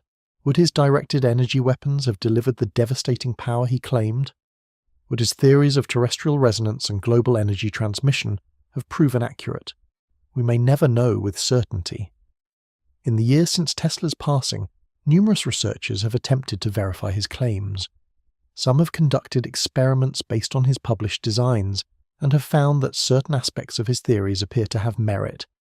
Though none have achieved the catastrophic results that Tesla described, others have concluded that his more grandiose claims were the product of an aging mind caught between brilliance and delusion. The scientific community remains deeply divided on this question. Some view Tesla as a tragic visionary whose ideas were simply ahead of his time. Others view him as a cautionary tale of brilliant potential, corrupted by obsession and isolation. Still others occupy a middle ground, acknowledging Tesla's genuine contributions to electrical science, while expressing skepticism about his more extraordinary claims. The story of Tesla is ultimately a story of genius constrained by circumstance, of visionary ideas meeting the limitations of their era, of one man's desperate attempt to reshape human civilization according to his will, and the world's equally determined refusal to allow that reshaping to occur. He was a man born too early, possessing insights that his own era lacked the technology and understanding to properly test. Yet he was also a man whose obsessions may have blinded him to the actual nature of what he was pursuing. Perhaps some combination of both is true, a brilliant mind pursuing genuine insights, but twisted by poverty and isolation into something resembling delusion. His notebooks and designs continue to fascinate researchers who see in them either the blueprints of technologies yet to be developed, or the elaborate fantasies of a mind seeking validation in a world that had rejected him. The truth, like so much about Tesla, may lie in the sealed documents that the government still guards so carefully, protecting secrets that may be either revolutionary or meaningless, depending on which interpretation proves correct. And so, the mystery remains, preserved in Tesla's notebooks and in the darkness of government archives, waiting perhaps for a future generation to finally understand what this extraordinary man had discovered, or believed he had discovered, in his lonely pursuit of transformation. By 1940, Nikola Tesla was 74 years old and running out of everything except ideas and debts. He had moved into the Hotel New Yorker in Manhattan, a place that would become his fortress and his tomb, a building where he would spend his final 3 years in a state of deliberate isolation from the world that had already forgotten him. The once celebrated inventor who had commanded rooms and respectful silence now commanded only a small corner suite on the upper floors, a space cluttered with stacks of papers, electromagnetic coils, and the physical remnants of a mind that refused to stop working even as his body began its inevitable decline into weakness and shadow. The hotel staff remembered him as a peculiar tenant, someone who paid his bills late but paid them nonetheless, someone who asked for very little and received even less. One bellhop who carried messages for him many years later would say, "Mr. Tesla, he was like a ghost who was still alive. You could walk past his room and hear the scratch of his pen, always writing, always calculating. He was not of this world anymore." The hotel itself was relatively new when Tesla moved in, a modern structure with electricity and heating systems that fascinated him intellectually, even as he grew increasingly detached from the physical world around him. His possessions were few, his meals were sparse, and his connections to the outside world had narrowed to a handful of loyal friends and family members who understood that behind those tired eyes still burned the intensity of someone who believed he had not yet finished Gagallow's fate the world. A journalist who managed to secure an interview with him in 1942 described the scene this way: "When I entered his room, I felt I was stepping into the chambers of a scholar from another age. The air itself seemed charged with the weight of unfinished thoughts." Tesla had perfected the art of living on almost nothing while thinking about everything, sustaining himself on philosophical conviction and the certain knowledge that his greatest breakthroughs still lay ahead, just beyond the reach of current understanding. One of his few remaining friends, a doctor named Sava Kosanovic's distant relation, would visit occasionally and later recalled, "He would offer me barely anything to eat, as if he himself were forgetting to eat, as if his mind had transcended the needs of his aging body." These visits grew less frequent as Tesla's health declined, but they provided him with reassurance that someone still remembered him, that his existence was acknowledged by the outside world, however briefly. He spent his days writing in journals, revising calculations, drafting new patents that would never be built, refinements to old designs that would never be manufactured, and theoretical frameworks for technologies that would not be rediscovered for decades, or perhaps remain hidden forever in the archives of governments and institutions that seized his work. A hotel manager from that era said of him, "Tesla would fill page after page with his handwriting, room after room of paper stacked like monuments to his thoughts. We would sometimes empty his wastebasket and find pages of calculations crumpled up, but he never seemed to mind. The work continued regardless. Every morning he would walk through the hallways of the Hotel New Yorker with a peculiar shuffling gait, nodding to staff members he had known for years, sometimes feeding the pigeons that gathered outside the building because he believed they were conduits of cosmic information, recipients of electromagnetic signals that the human brain could not yet decode. When a maid asked him once why he spent so much time with the pigeons, he replied, "They understand frequencies that human ears cannot hear. The world speaks to them in a language we have forgotten." These conversations, brief as they were, revealed a mind operating on multiple levels simultaneously, brilliant engineering intuition mixed with increasingly abstract philosophical speculation. His mind had become increasingly abstract in these final years, drifting between concrete scientific speculation and what his contemporaries would have called mystical thinking, but what Tesla himself understood as merely the extension of logic into domains where most people had simply stopped looking. In one notebook fragment that survived the seizure, he wrote, "The Earth breathes with an electromagnetic pulse that we have only begun to measure. To tap into this rhythm is not to violate nature, but to join with it."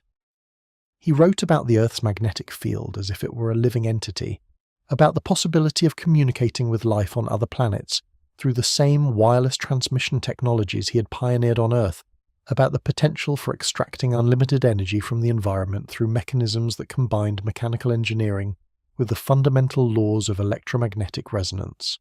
When visitors would ask him if he was losing his grip on reality, he would smile and say, "I am losing my grip on what you call reality, yes, but I am gaining my grip on what actually is." This phrase haunted those who heard it, because it suggested not confusion or delusion, but a deliberate transcendence of conventional thinking, a conscious choice to operate at a different frequency from the rest of human civilization. The scientific community largely ignored him, which wounded him deeply, but did not slow him down, because Tesla had long ago accepted that he was working on a timescale that transcended individual recognition or even individual lifespans.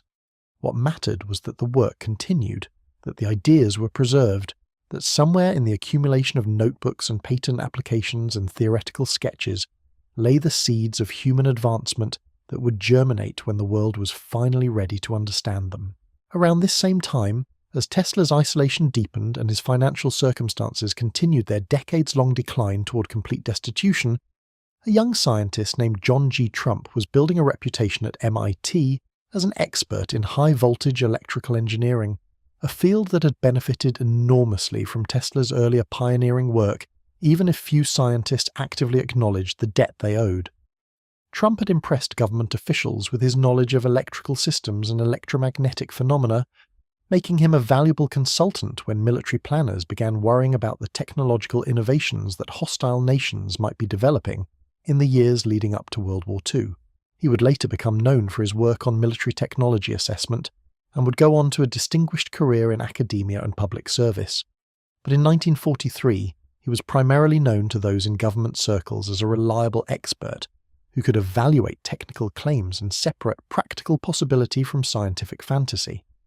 This was the practical context that would eventually bring John G. Trump into direct contact with Nikola Tesla's accumulated work, though their paths did not cross in the way one might have hoped, with mutual recognition and collaboration, but rather in the form of government seizure and official investigation. The two men would never meet, never exchange letters, never have the opportunity that history had denied them. A conversation between a brilliant young scientist and a brilliant old scientist, with perhaps the potential for mutual understanding and respect. By 1942 and early 1943, Tesla was in failing health, his heart weakening with each passing season, his ability to leave his hotel room diminishing as the simple act of walking became an exhausting trial. He was still writing, still calculating, still convinced that he had revolutionary insights to share with the scientific community, but he knew now that time was becoming his primary enemy, that the race between his productivity and his aging body was a race he could not win.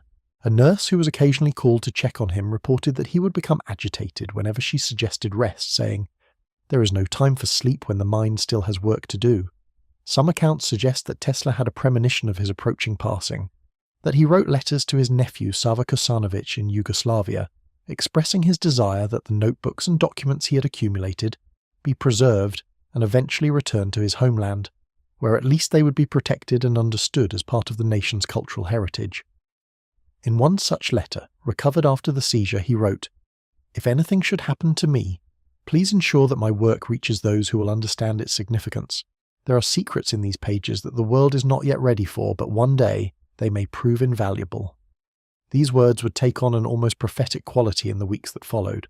On the night of January 6th in 1943, Tesla ate very little, took no medication, and sat in his darkened room at the Hotel New Yorker, perhaps reflecting on the strange arc of his life, the brilliant beginning in Europe, the triumphant years in America when he seemed poised to reshape human civilization, the long, slow twilight of decline and obscurity the small bitter satisfactions of knowing his work had been vindicated, while his name had been largely erased from popular memory. One of the final documents in his hand was a letter addressed to Sava, who he knew would never receive the financial compensation that Tesla believed he deserved for his work. At some point in that final night or early morning, his heart simply stopped, the electrical engine that powered his mind and body finally giving up after 86 years of extraordinary intensity and use. The exact moment of his passing went unwitnessed. No one held his hand, no one heard his final thoughts. He passed as quietly as he had lived in those final years, alone in his room, surrounded by notebooks and calculations and the accumulated weight of a lifetime of unfinished work. He was found the next day, on January 7th, 1943, a date that would echo through history, not just because it marked the passing of a brilliant mind, but because of what happened to his legacy in the hours and days that immediately followed. A housekeeper found him in the morning when she came to clean, and according to her account, she called out his name several times before she realized that silence had finally claimed the man who had never stopped talking to himself in equations and theories. Word of his passing reached very quickly to various government agencies and military officials who had been monitoring Tesla's activities for years, suspecting that a man of his capabilities might possess information or designs of military significance, technologies that could tip the balance of power in the global conflict that was reshaping human civilization.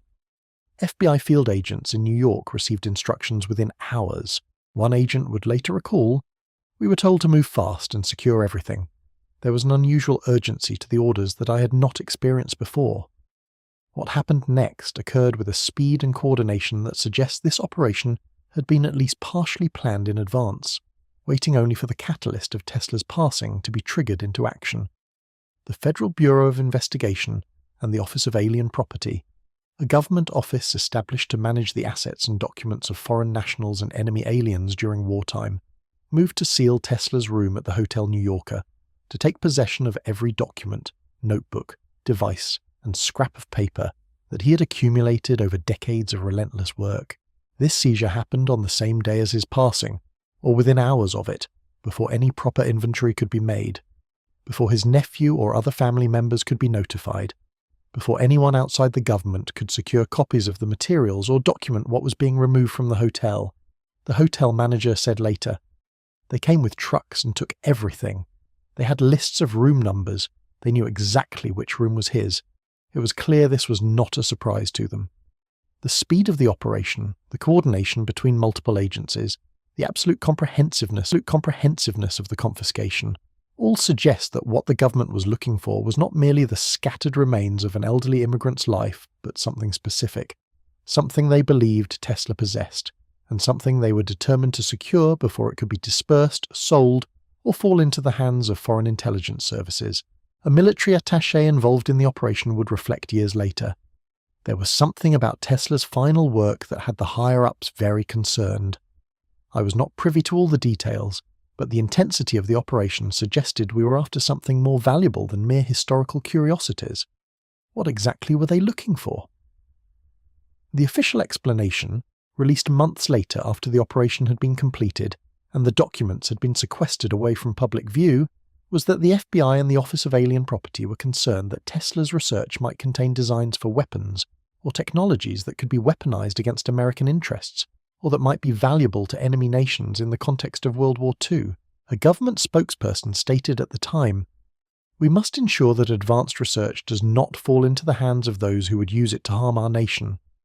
This explanation was widely accepted at the time, particularly given the wartime context and the legitimate concern about technological espionage. They claimed that their investigation and review of the materials had determined that nothing of significant military value had been found, that Tesla's later theoretical work, while creative and interesting, did not contain any practical designs for weapons or systems that could be deployed in actual conflict. A statement from the Office of Alien Property declared, "After thorough examination, we have found no designs or research that poses a threat to American security or that could be of use to our enemies." This official statement was released to the press, was reflected in government records, and became the standard narrative that historians and journalists repeated when discussing what had happened to Tesla's final papers and the fate of his lifetime of work. But there were contradictions in this narrative almost from the beginning, small inconsistencies and contradictions that suggested the official explanation was not the complete truth, or perhaps not the truth at all. A civilian reviewer who was granted limited access to some of the papers questioned whether such a complete review could have been performed so quickly, saying in a later interview, "The volume of material was enormous. I could not believe that a thorough evaluation had been completed in the time frame they claimed." For example, some of Tesla's papers that were eventually catalogued were marked with classification stamps indicating top secret status, which seemed inconsistent with the claim that nothing of military significance had been found in the materials seized from his hotel room. If the papers truly contained nothing of value to military planners and weapons developers, why would they require the highest levels of government classification and secrecy? This question has never been satisfactorily answered by official sources, and it remains one of the most persistent puzzles in the entire Tesla seizure narrative, a puzzle that has generated decades of speculation about what might actually have been found in those seized documents. The scientist officially charged with reviewing the seized Tesla materials was John G. Trump, the same young MIT researcher who had built a reputation as an expert in high-voltage phenomena and electromagnetic systems. Trump was given access to the entire collection of seized documents and was asked to write an official report assessing the scientific and military significance of what Tesla had left behind. He would spend weeks examining the materials, filling page after page of his own analysis. According to later public statements and records, Trump concluded that while Tesla was undoubtedly a brilliant and creative thinker, the practical applications and actual designs he had developed held little value for contemporary military technology, that his later work was mostly theoretical and speculative, and that nothing in the collection presented an immediate threat or opportunity for government weaponization. When asked years later about his findings, Trump remarked carefully, "Tesla's thinking was profound, but the gap between theory and practical implementation was substantial." This report was accepted, the papers were classified and secured, and the narrative of a brilliant but ultimately impractical dreamer began to crystallize in the public imagination. Yet Trump himself seemed uncertain about this conclusion, speaking in measured tones whenever the subject arose, as if he were choosing his words very carefully to convey something without explicitly stating it. But questions lingered about Trump's evaluation process, about whether he had actually examined every document in the collection, about whether his professional assessment might have been influenced by political or institutional pressure, and about whether the government might have removed certain materials from the collection before his review was even conducted. Some researchers who stew past the records noted that Trump's report seemed oddly brief for such a massive collection, raising questions about the depth of his analysis. One archivist remarked, "The report reads like a summary written under time constraint, as if the primary goal was to reach a conclusion rather than to conduct a thorough investigation."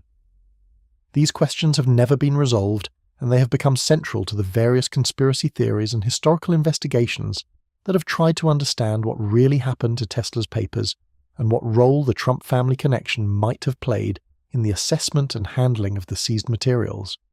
The missing context, what Trump saw before his review, what conversations he had with government officials, what pressures he may have been under, remains tantalizingly out of reach to historians.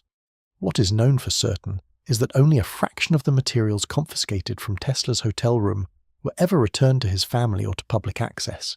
His nephew Sava Kosanovich, who had inherited Tesla's legacy and was trying to preserve his scientific reputation, eventually managed to secure the return of some papers, designs and documents, though precisely which ones and in what condition remains unclear. He would spend years in negotiation with government officials, his letters carefully preserved in archives, expressing his frustration at the incomplete return of materials. One letter stated, "I am told that these are all the papers that exist, but I know from my uncle's letters that there were many more. Where are they? What has become of his final notebooks?" These materials were eventually transferred to the Nikola Tesla Museum in Belgrade, where they remain to this day, preserved and catalogued, available for researchers and scholars who want to study the final decades of Tesla's work and thought. But the museum's collection represents only a portion of what was seized on January 7, 1943, only the materials that the government eventually decided to release back to the family, which raises the obvious and troubling question, where are the rest? The gap between what was taken and what was returned created a mathematical mystery, that no official explanation has ever satisfactorily resolved. What happened to the documents that were not returned, the notebooks that have never been seen or catalogued, the designs and specifications that Tesla was working on in his final months? Some of these materials may have been intentionally destroyed by government officials who deemed them too speculative or too dangerous to preserve. One former archivist who worked with the materials in the 1950s recalled finding burn marks on certain files, suggesting that materials had been destroyed, though he was never able to determine which ones or why. Some may have been lost through simple bureaucratic negligence, misplaced in archives and warehouses and forgotten as staffing is sentenced, and priorities shifted. But another possibility haunts researchers and historians. Some materials may still exist in classified government archives, sealed away not because they contain practical military technologies, but because they contain evidence of what Tesla actually accomplished, or actually understood about the nature of electromagnetic phenomena and energy transmission. A declassification specialist who reviewed some of the Tesla files decades later commented, "There are gaps in the inventory that cannot be explained by natural causes. Materials documented as received are not documented as returned or destroyed. They simply disappeared from the official record." This hypothesis connects to deeper questions about government transparency and historical truth, about whether there might be classified information about Tesla's work held by various government agencies that has simply never been released to public scrutiny, even after more than 80 years. A historian specializing in wartime documents noted, "The seizure of Tesla's papers fits a pattern of government behavior during the war, but the scale and speed of it suggests something more specific was being sought than routine security precautions. Consider the timeline and the context of the seizure more carefully. The United States government in 1943 was deeply concerned about advanced weapons technologies, about the possibility that wartime German Germany or Japan might possess technological advantages that American forces had not anticipated. They were monitoring scientists and engineers across the country, securing resources and research that might prove valuable to the war effort. In this context, the rapid seizure of Tesla's papers makes sense, and the official explanation has a certain surface plausibility. When interviewed about the operation, one government official simply said, "We did what we believed was necessary at the time. History will judge whether our decisions were correct." But the follow-up is where the official narrative becomes harder to believe.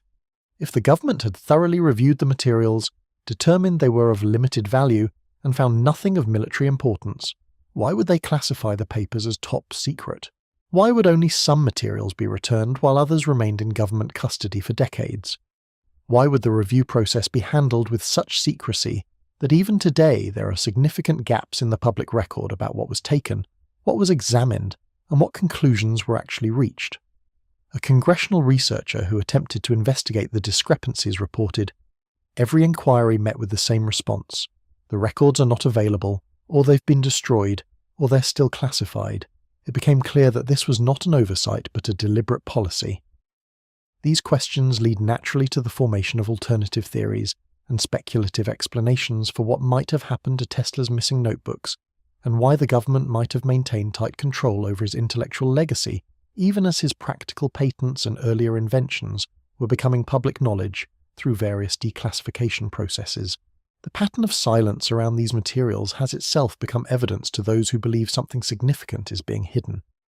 One of the most persistent alternative theories connects Tesla's missing research to Project HARP, the High-Frequency Active Auroral Research Program, a military research facility established in Alaska that was ostensibly designed to study the upper atmosphere and ionospheric phenomena, but that some researchers believed was based on principles that Tesla had developed and that might have been discovered in the seized Tesla papers. The theory goes something like this.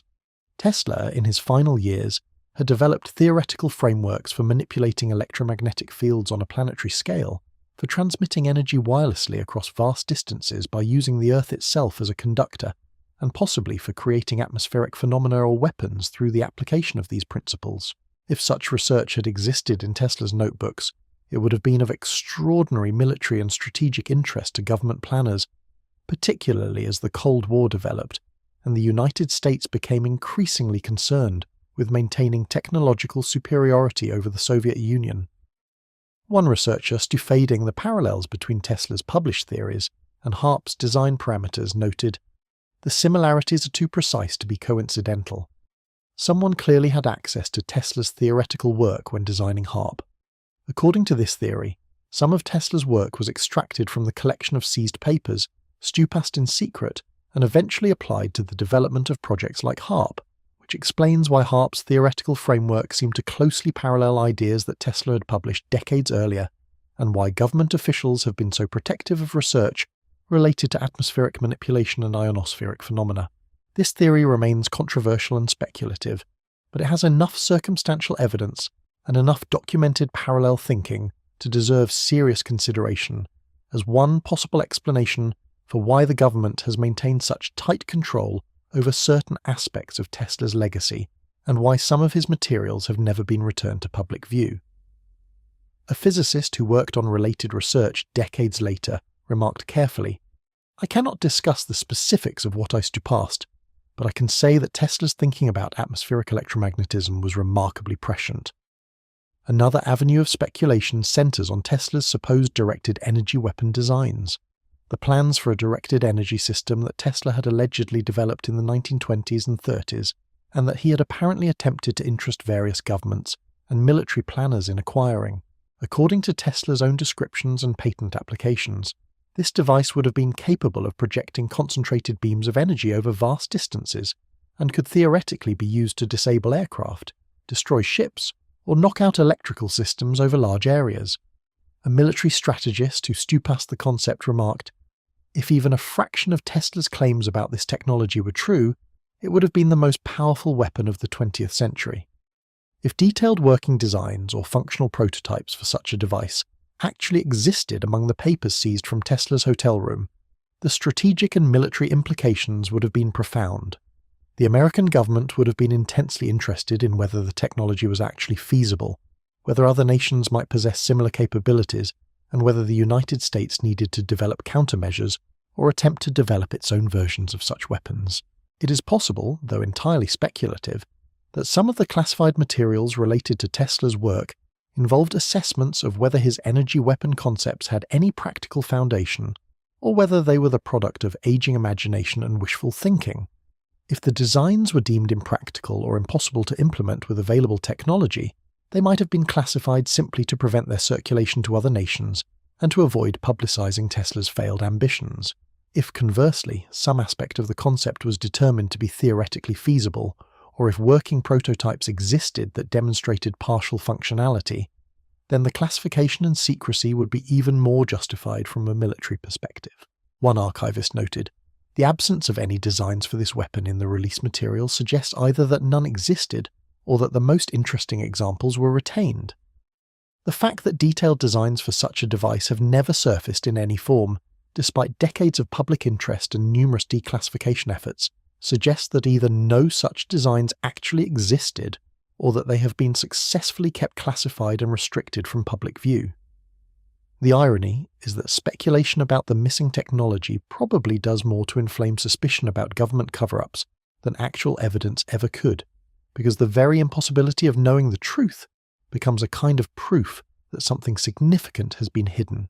A journalist investigating the claims wrote, "The absence of evidence becomes evidence of absence, and the silence itself is the loudest argument."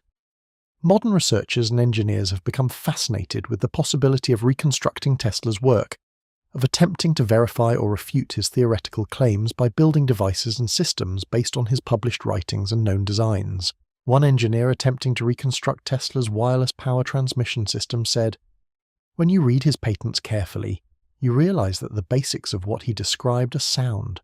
The question is not whether it could work, but why we stopped pursuing it." Some of this work has been conducted by academic scientists interested in the history and philosophy of science, while other efforts have come from independent researchers and inventors working outside institutional frameworks and seeking to unlock what they believe are Tesla's hidden discoveries about the nature of electromagnetic phenomena and the possibility of wireless power transmission. The results have been mixed and sometimes contradictory. Some modern recreations of Tesla's experiments have demonstrated that aspects of his theoretical work had genuine merit, and that certain phenomena he described can be replicated under laboratory conditions. A researcher working on wireless power transmission noted,